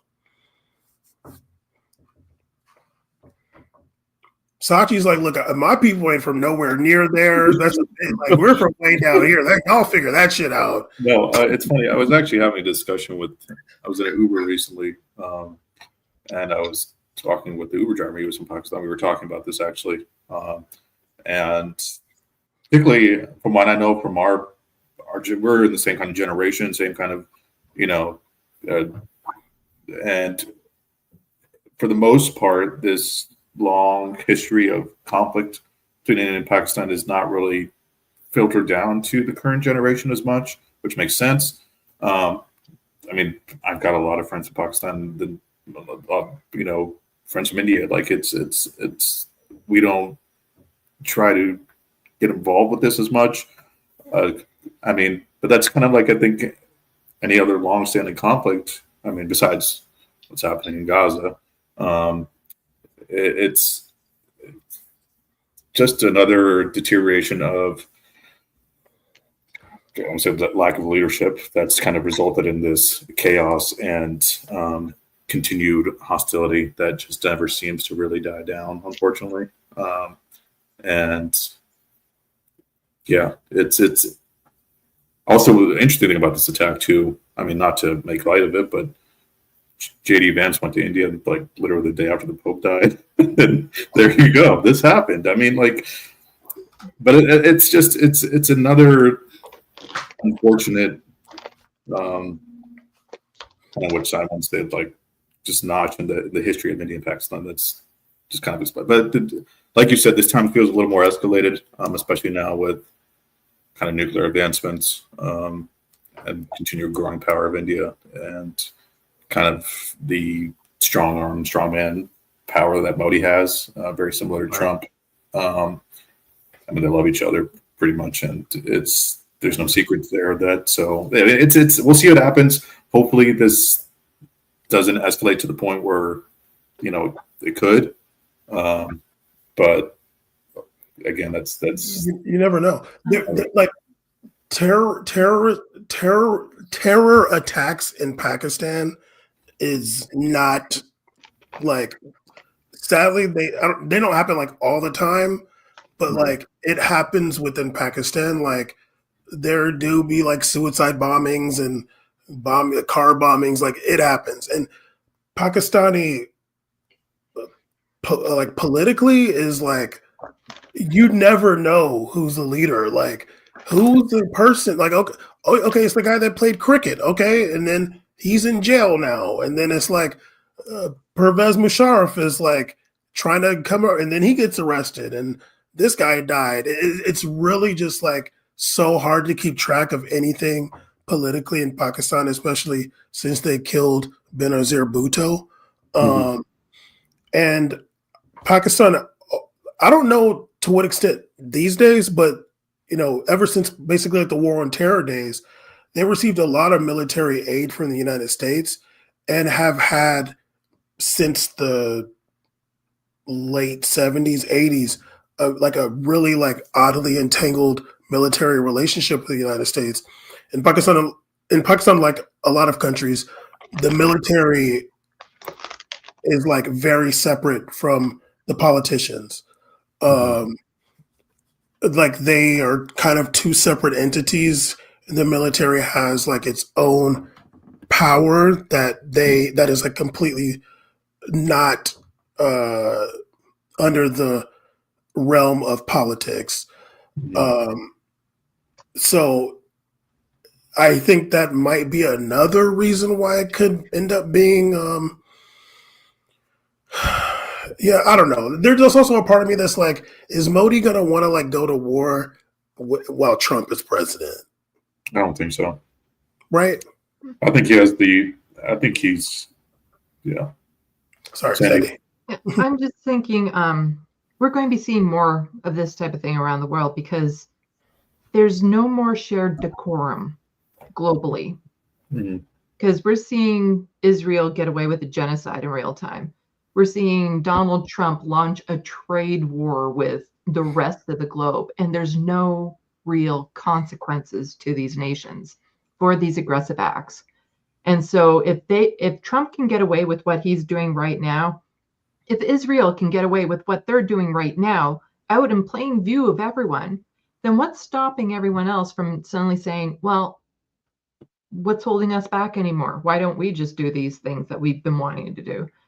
There isn't the sense of like there was almost like a decorum around the leadership, the presidents and prime ministers and stuff, a certain like backroom deals that were going on before that I don't think are happening anymore because there is no more central power in this world. It used to be the United States. China hasn't quite stepped up to the plate yet because I don't think they want to get involved in anything militaristically outside of their region, but there's no schoolyard patroller, I guess. What are they called? The people that would patrol the schoolyards to make sure that everyone's playing nice. We don't have that anymore. And so more and more fights are going to break out. Possibly. I mean, I think when it comes to India and Pakistan, like I'll monitor it, right? I think when it comes to them too, like there have been flare-ups in the past, and they usually have to do with Kashmir. And there's a big possibility this won't really lead to anything. Although I did see that somebody in Pakistan's military was saying that India is about to like attack, like it's imminent or whatever. We'll see. But as far as like the, there really isn't international law like that. But I do feel like the next conflict that people are kind of looking out for is what China may do with Taiwan, because obviously we're seeing Russia and Ukraine. We'll see. There's a part of me that feels like that won't happen because I just feel like, at least like not now, but I do feel like I do feel like the India-Pakistan situation is a little different because they have troops on that border at all times. And, I remember in the past, like there have been times where, they are actively shooting across that border at each other, almost like testing out the guns or something. But it doesn't really lead to anything. And I hope that's the case with this too, because we don't want to see any more people die. And whoever did this attack on those innocent people, is hoping for conflict through that attack, and hopefully, that doesn't happen. Mm-hmm. So I do kind of I will say I do agree with the point that not only are these countries getting away with it, they're getting almost encouraged to continue to even more with that kind of silence. That's just to continue to like, oh yeah, you can do this.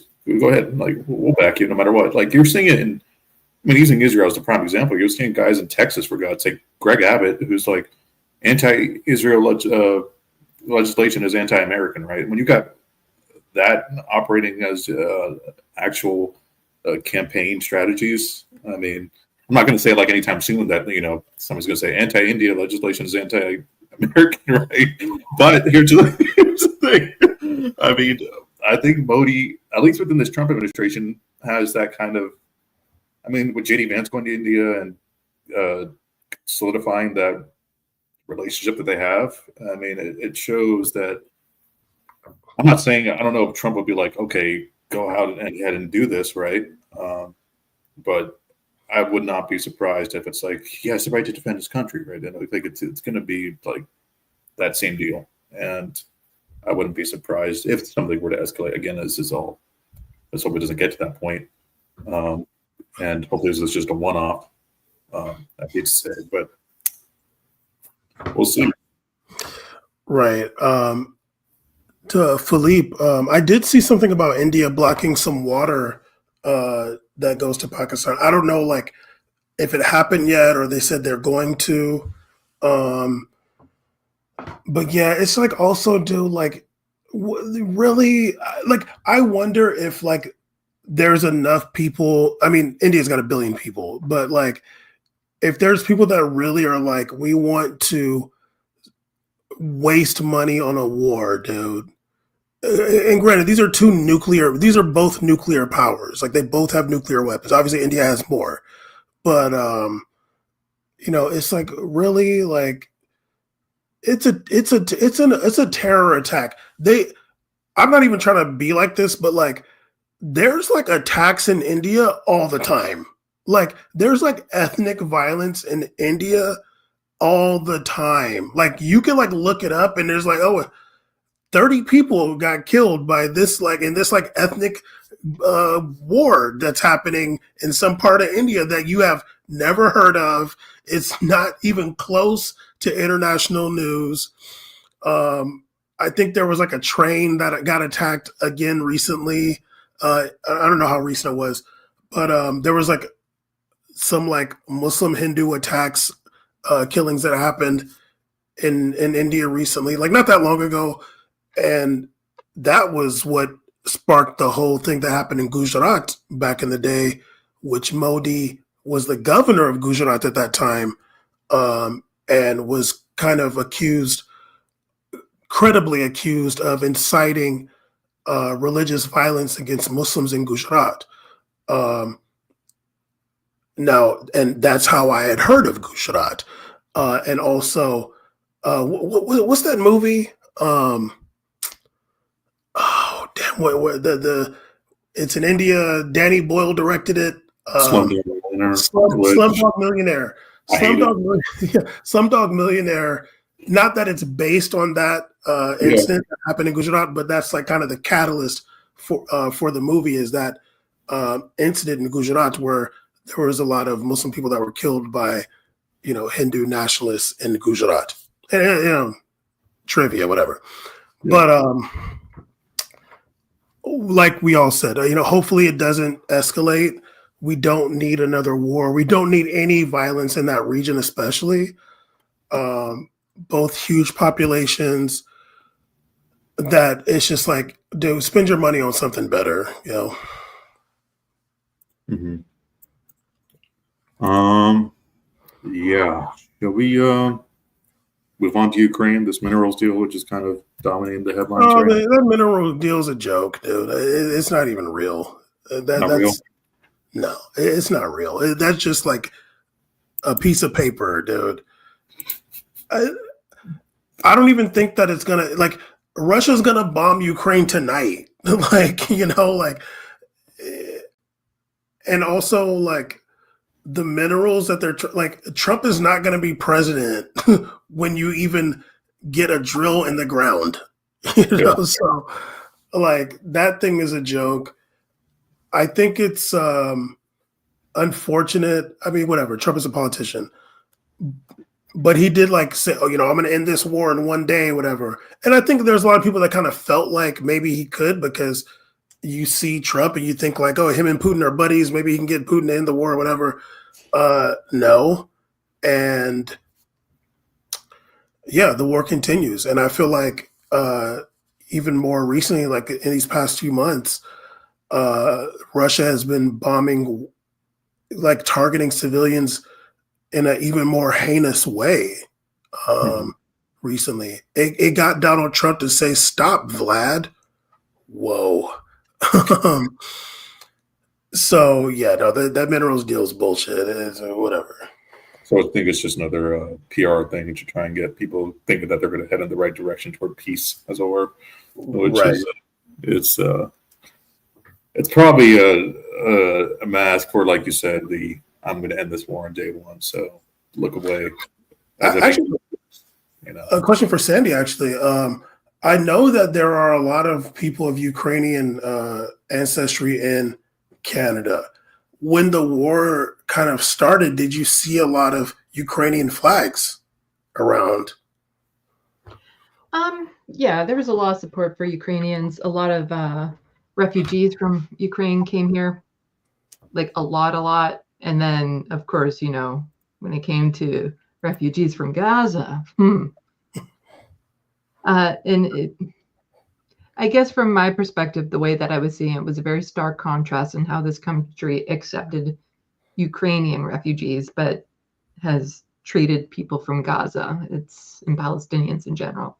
It's a pretty stark contrast, but there are very large Ukrainian communities across this country, for sure. I did see some Syrian family. It was like a woman and I think her husband. They were in Canada, and they were like excited because they were going to vote for the first time in their lives, because they never voted in Syria, and they were like going to vote in this last election. And I was like, damn, if that commercial would ever happen in America, holy shit, that's enough to get like the Republicans are going to be like, we told you. They were bringing them here just to vote for the Democrats.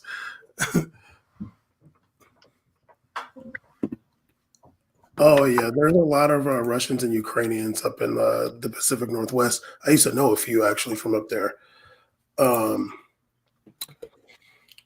But yeah, so yeah, there were some Syrians. Those Syrians only been there for like 10 years. I'm like, damn, okay, you guys voting already? Okay. Well, I knew some refugees from Syria when Canada first allowed like a large group of them to come over. I was tutoring English to some of the refugees. Nice. Part of a settlement program here that I volunteered with, which is a challenge because all the English that I kind of helped tutor before was for immigrants coming over. So it was like conversation circles. So they already had like a working knowledge of English, but they wanted to learn the flow and slang and all that sort of stuff. But when you're a refugee, you're not necessarily picking the country you're going to. You were never planning on learning another language. And if you're an adult already too, it's even harder. So they're coming over here with zero English. And yeah, the first two things they learned to say were hello and double. Which if you're in Canada, you know exactly what that means. And that's not a joke either. Like that is literally what they learned. But it was an interesting experience trying to tutor people who knew zero English, and just how to explain what the word "the" is. I would imagine. I don't know if you know like any Arabic. I would imagine that's really difficult. No, I didn't know any Arabic, but every now and then, if I'm speaking Arabic names or something like that, I can totally nail the accent so long as I'm not trying, because I've never had them enough. That all of a sudden I'm having like these really sounds come out, and it's like, okay, no, I nailed it. Good for Gabby. What's a double-double? Do either of you know? How about the honorary Canadian? I'm from Southern California. There's only one double-double down here. It's Tim Hortons coffee, double milk, double sugar. Or double cream, double sugar. Interesting. And so you just go to a drive-thru at Tim Hortons and say large double-double, and they know exactly what you mean. Okay. Yeah, we don't have double-doubles. We don't have Tim Hortons down here. Yeah, 2 cream, 2 sugar. Sachi does still go to Starbucks, though. Okay. I don't get double-doubles. I'm sorry, Sandy? I don't get double-doubles. What do you get? Large coffee with a third hot chocolate. Okay, cute. Half hot chocolate, it's too sweet for me. But every now and then they'll repeat back to me. So, and they'll usually round it down to a quarter. So they'll be like, so a large coffee with a quarter hot chocolate in it. But one time somebody said, so that is a large hot chocolate with 3/4 coffee. Yes. Sachi, what do you order? What do I order? I'm very boring. I just order regular coffee. I mean, I just I keep it simple. I'm a simple man. I do like their iced coffee too. Iced coffee. I quit coffee cold turkey in 2021 December. Had to do it. Wow. It was hard though. It was real withdrawals for a few days, for about a week. Okay. Well, do we want to talk about Gaza, Israel, or do we want to cut it short? Either way is fine with me. You know what? It's like 11:30 here. I don't think there's been enough horde news. I don't think we need to talk about anything bad. We can kind of relax and chill out and talk about fun things, but to end on such a tragic note. But I can finally play the cold open. I'm just okay. We want to see Elon. No, I agree, Sandy. I mean, we know what's happening. It's as bad as it could be. Horror beyond horrors, but yeah, if I start talking about the Middle East, I won't shut up. I get it, guys. You don't want me. No, I'm joking. Okay. Well, how about we just say what's some good news in your life?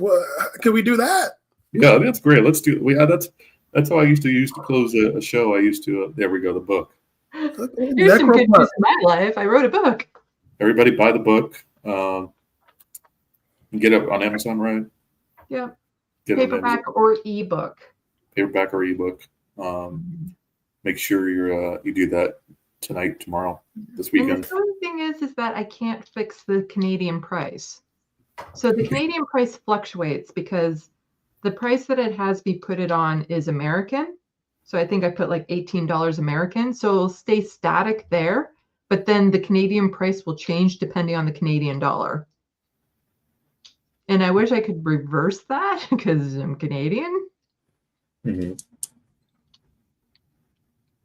weird that's happening. Mm-hmm. Just looked it up. Got it on the screen right here.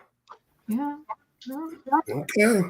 Yeah, it's one of my 2 books that I've written. And I always do this to my sandbox, which is my chat, where I talk about this other book I've written, but I can't talk about it for safety reasons. Just the content of the book might make me a target that I don't want to be. So yeah, want to avoid that. But at the same time, I'm like super proud about it and I want to talk about it. So then I just tease the audience and I say, you know what? If I get 100,000 subscribers to my YouTube channel, or Amazon Prime decides that it wants to pick it up for a series, then I'll reveal which book it is. Yeah, it's the Turner Diaries Part 2. Written as only a Canadian could. Man, what's some good news in your life? Sachi, you're next. Sorry about that, buddy. You're going.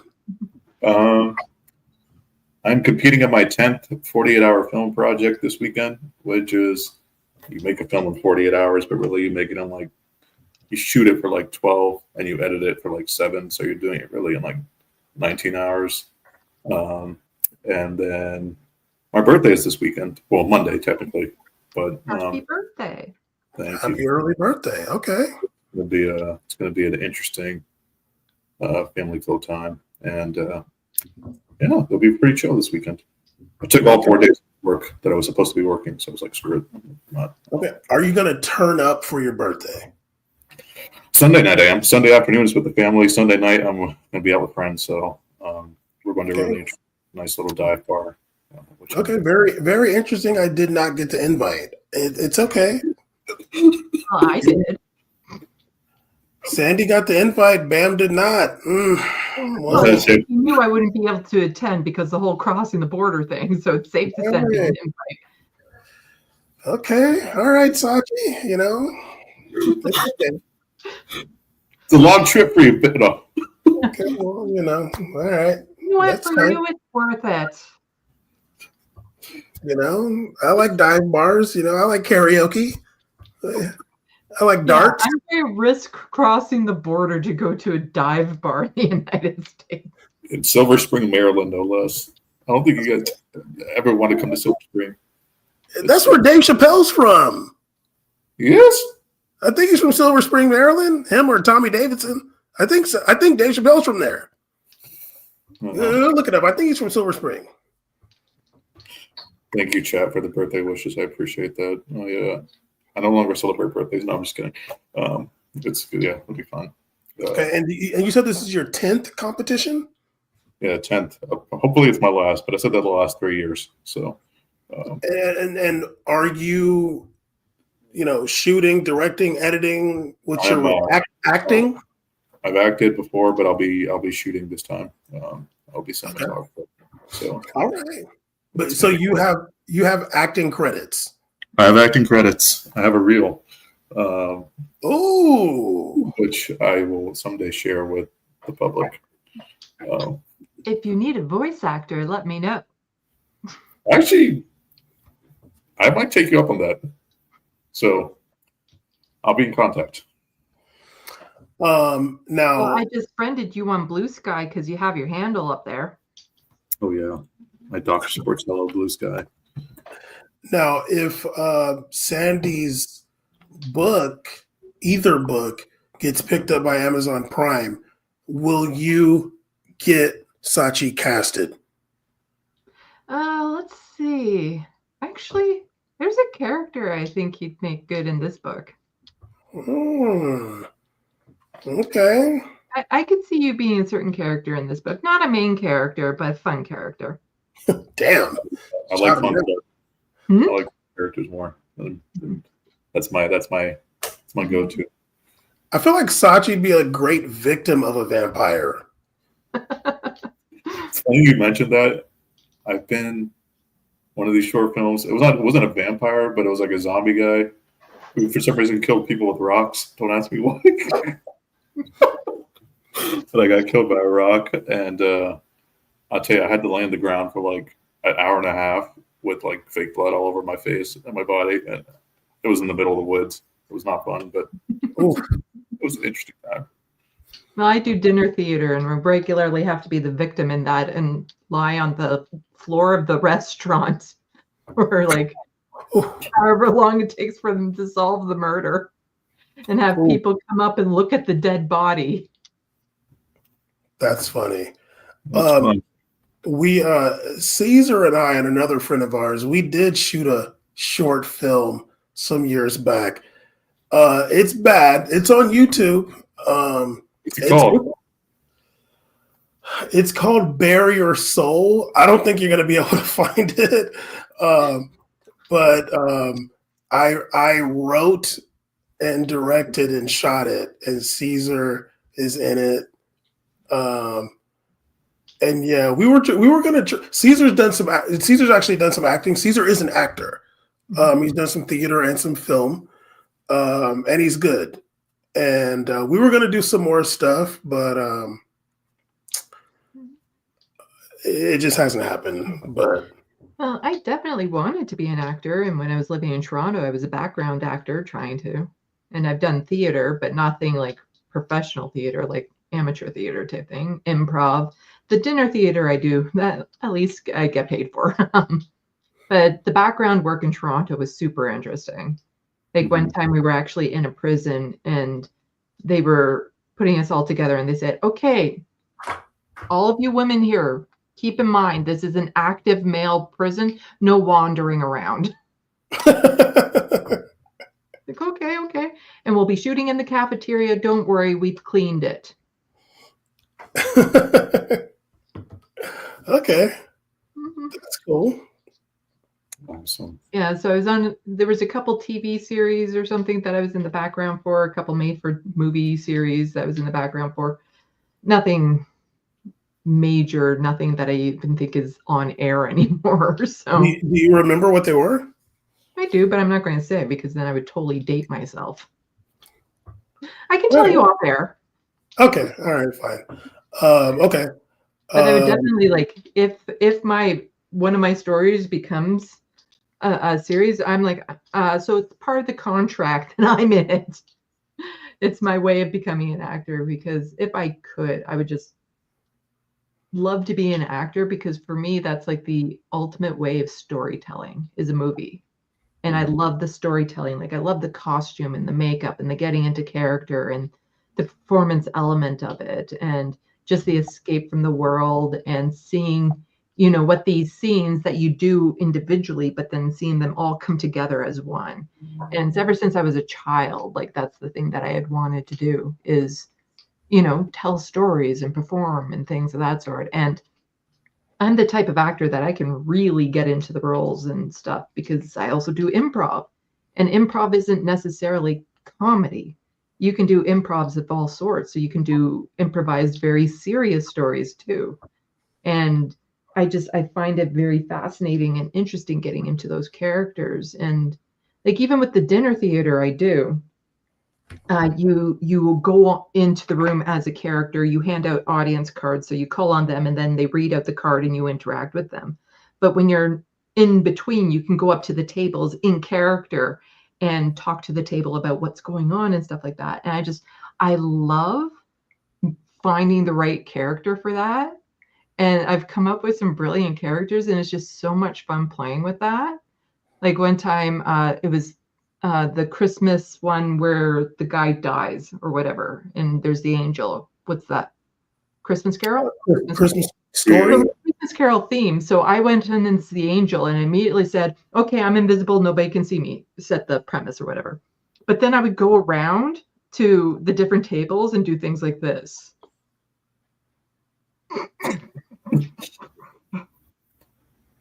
Like you're floating the yeah, because you're the ghost. And then I would take the sleeves of their jacket and be like, ooh. That's fun. And it was just so much fun to do that sort of thing. It was so silly. And there's actually a Dracula script that I love to do because in it, I'm Lucy, usually the victim.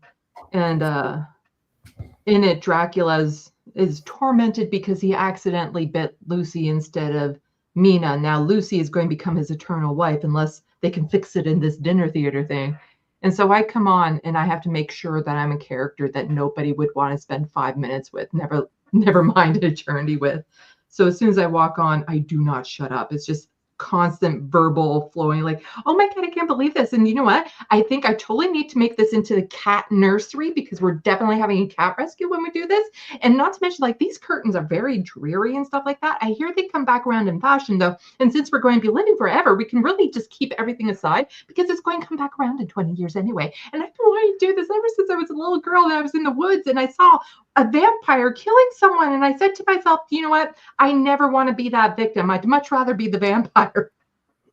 And it gets to the point that when I die, people are like, woo, yeah, hey, she's not so bad.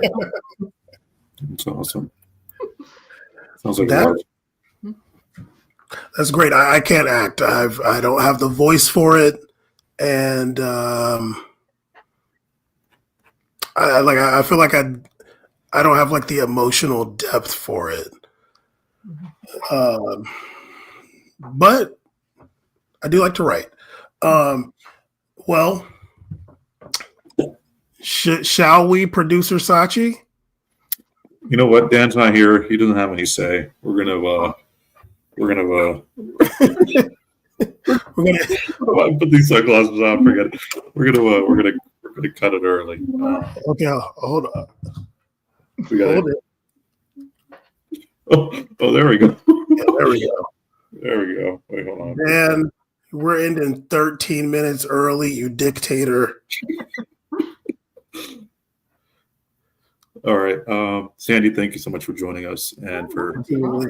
explaining Canadian politics to those who don't understand Canadian politics. And So you can find me on YouTube, Left of the Box. Also, I do artwork. This is a drawing in the background, if anyone was wondering. Here, get the tail out of the way. Oh, wow. Yeah, that's a drawing I did. Incredible. You can go to my website, sandylovis.com, to see more of my artwork. You can find me on Blue Sky, Twitter, and Instagram as Sandy Lovis and Left of the Box. I technically have a TikTok channel, but I haven't done anything on it. Also, Sachi's barely done anything on Blue Sky either. You got 2 skies or whatever 2 months ago. No, why are you even advertising this thing? Can you get active? Well, I just friended you on there under my Left of the Box account. Yeah, and link those movies you were in too. I will. I've got to. Dan's been telling me to get active on there too, so I got to. I don't know how to use Blue Sky. I know, like, it sounds crazy. Okay, but also, I know you were trying to find the movie. Did you find it or no? Oh, which movie? Me? Bare Your Soul. Did you find it? I did not. Okay, said it on YouTube? Is it BEAR? I'm not saying anything. I think it's Caesar, so I'll let Caesar say if he wants anybody to see it. Yeah. All right. Okay, guys, we're wrapping up. Thank you, everybody in the chat. Is it from 10 years ago? No, that's just a commercial thing. Let me see if this works. But all right, everybody. Thank you, everybody in the chat. Thank you for joining us on another stream of, what's the name of the show? Power Report. Hopefully everybody is, I'm sorry if it was bad, but I think we had a good time. Raid someone. Sachi, good luck on raiding. I'm going to leave the studio right now. All right, everybody. Have a good evening.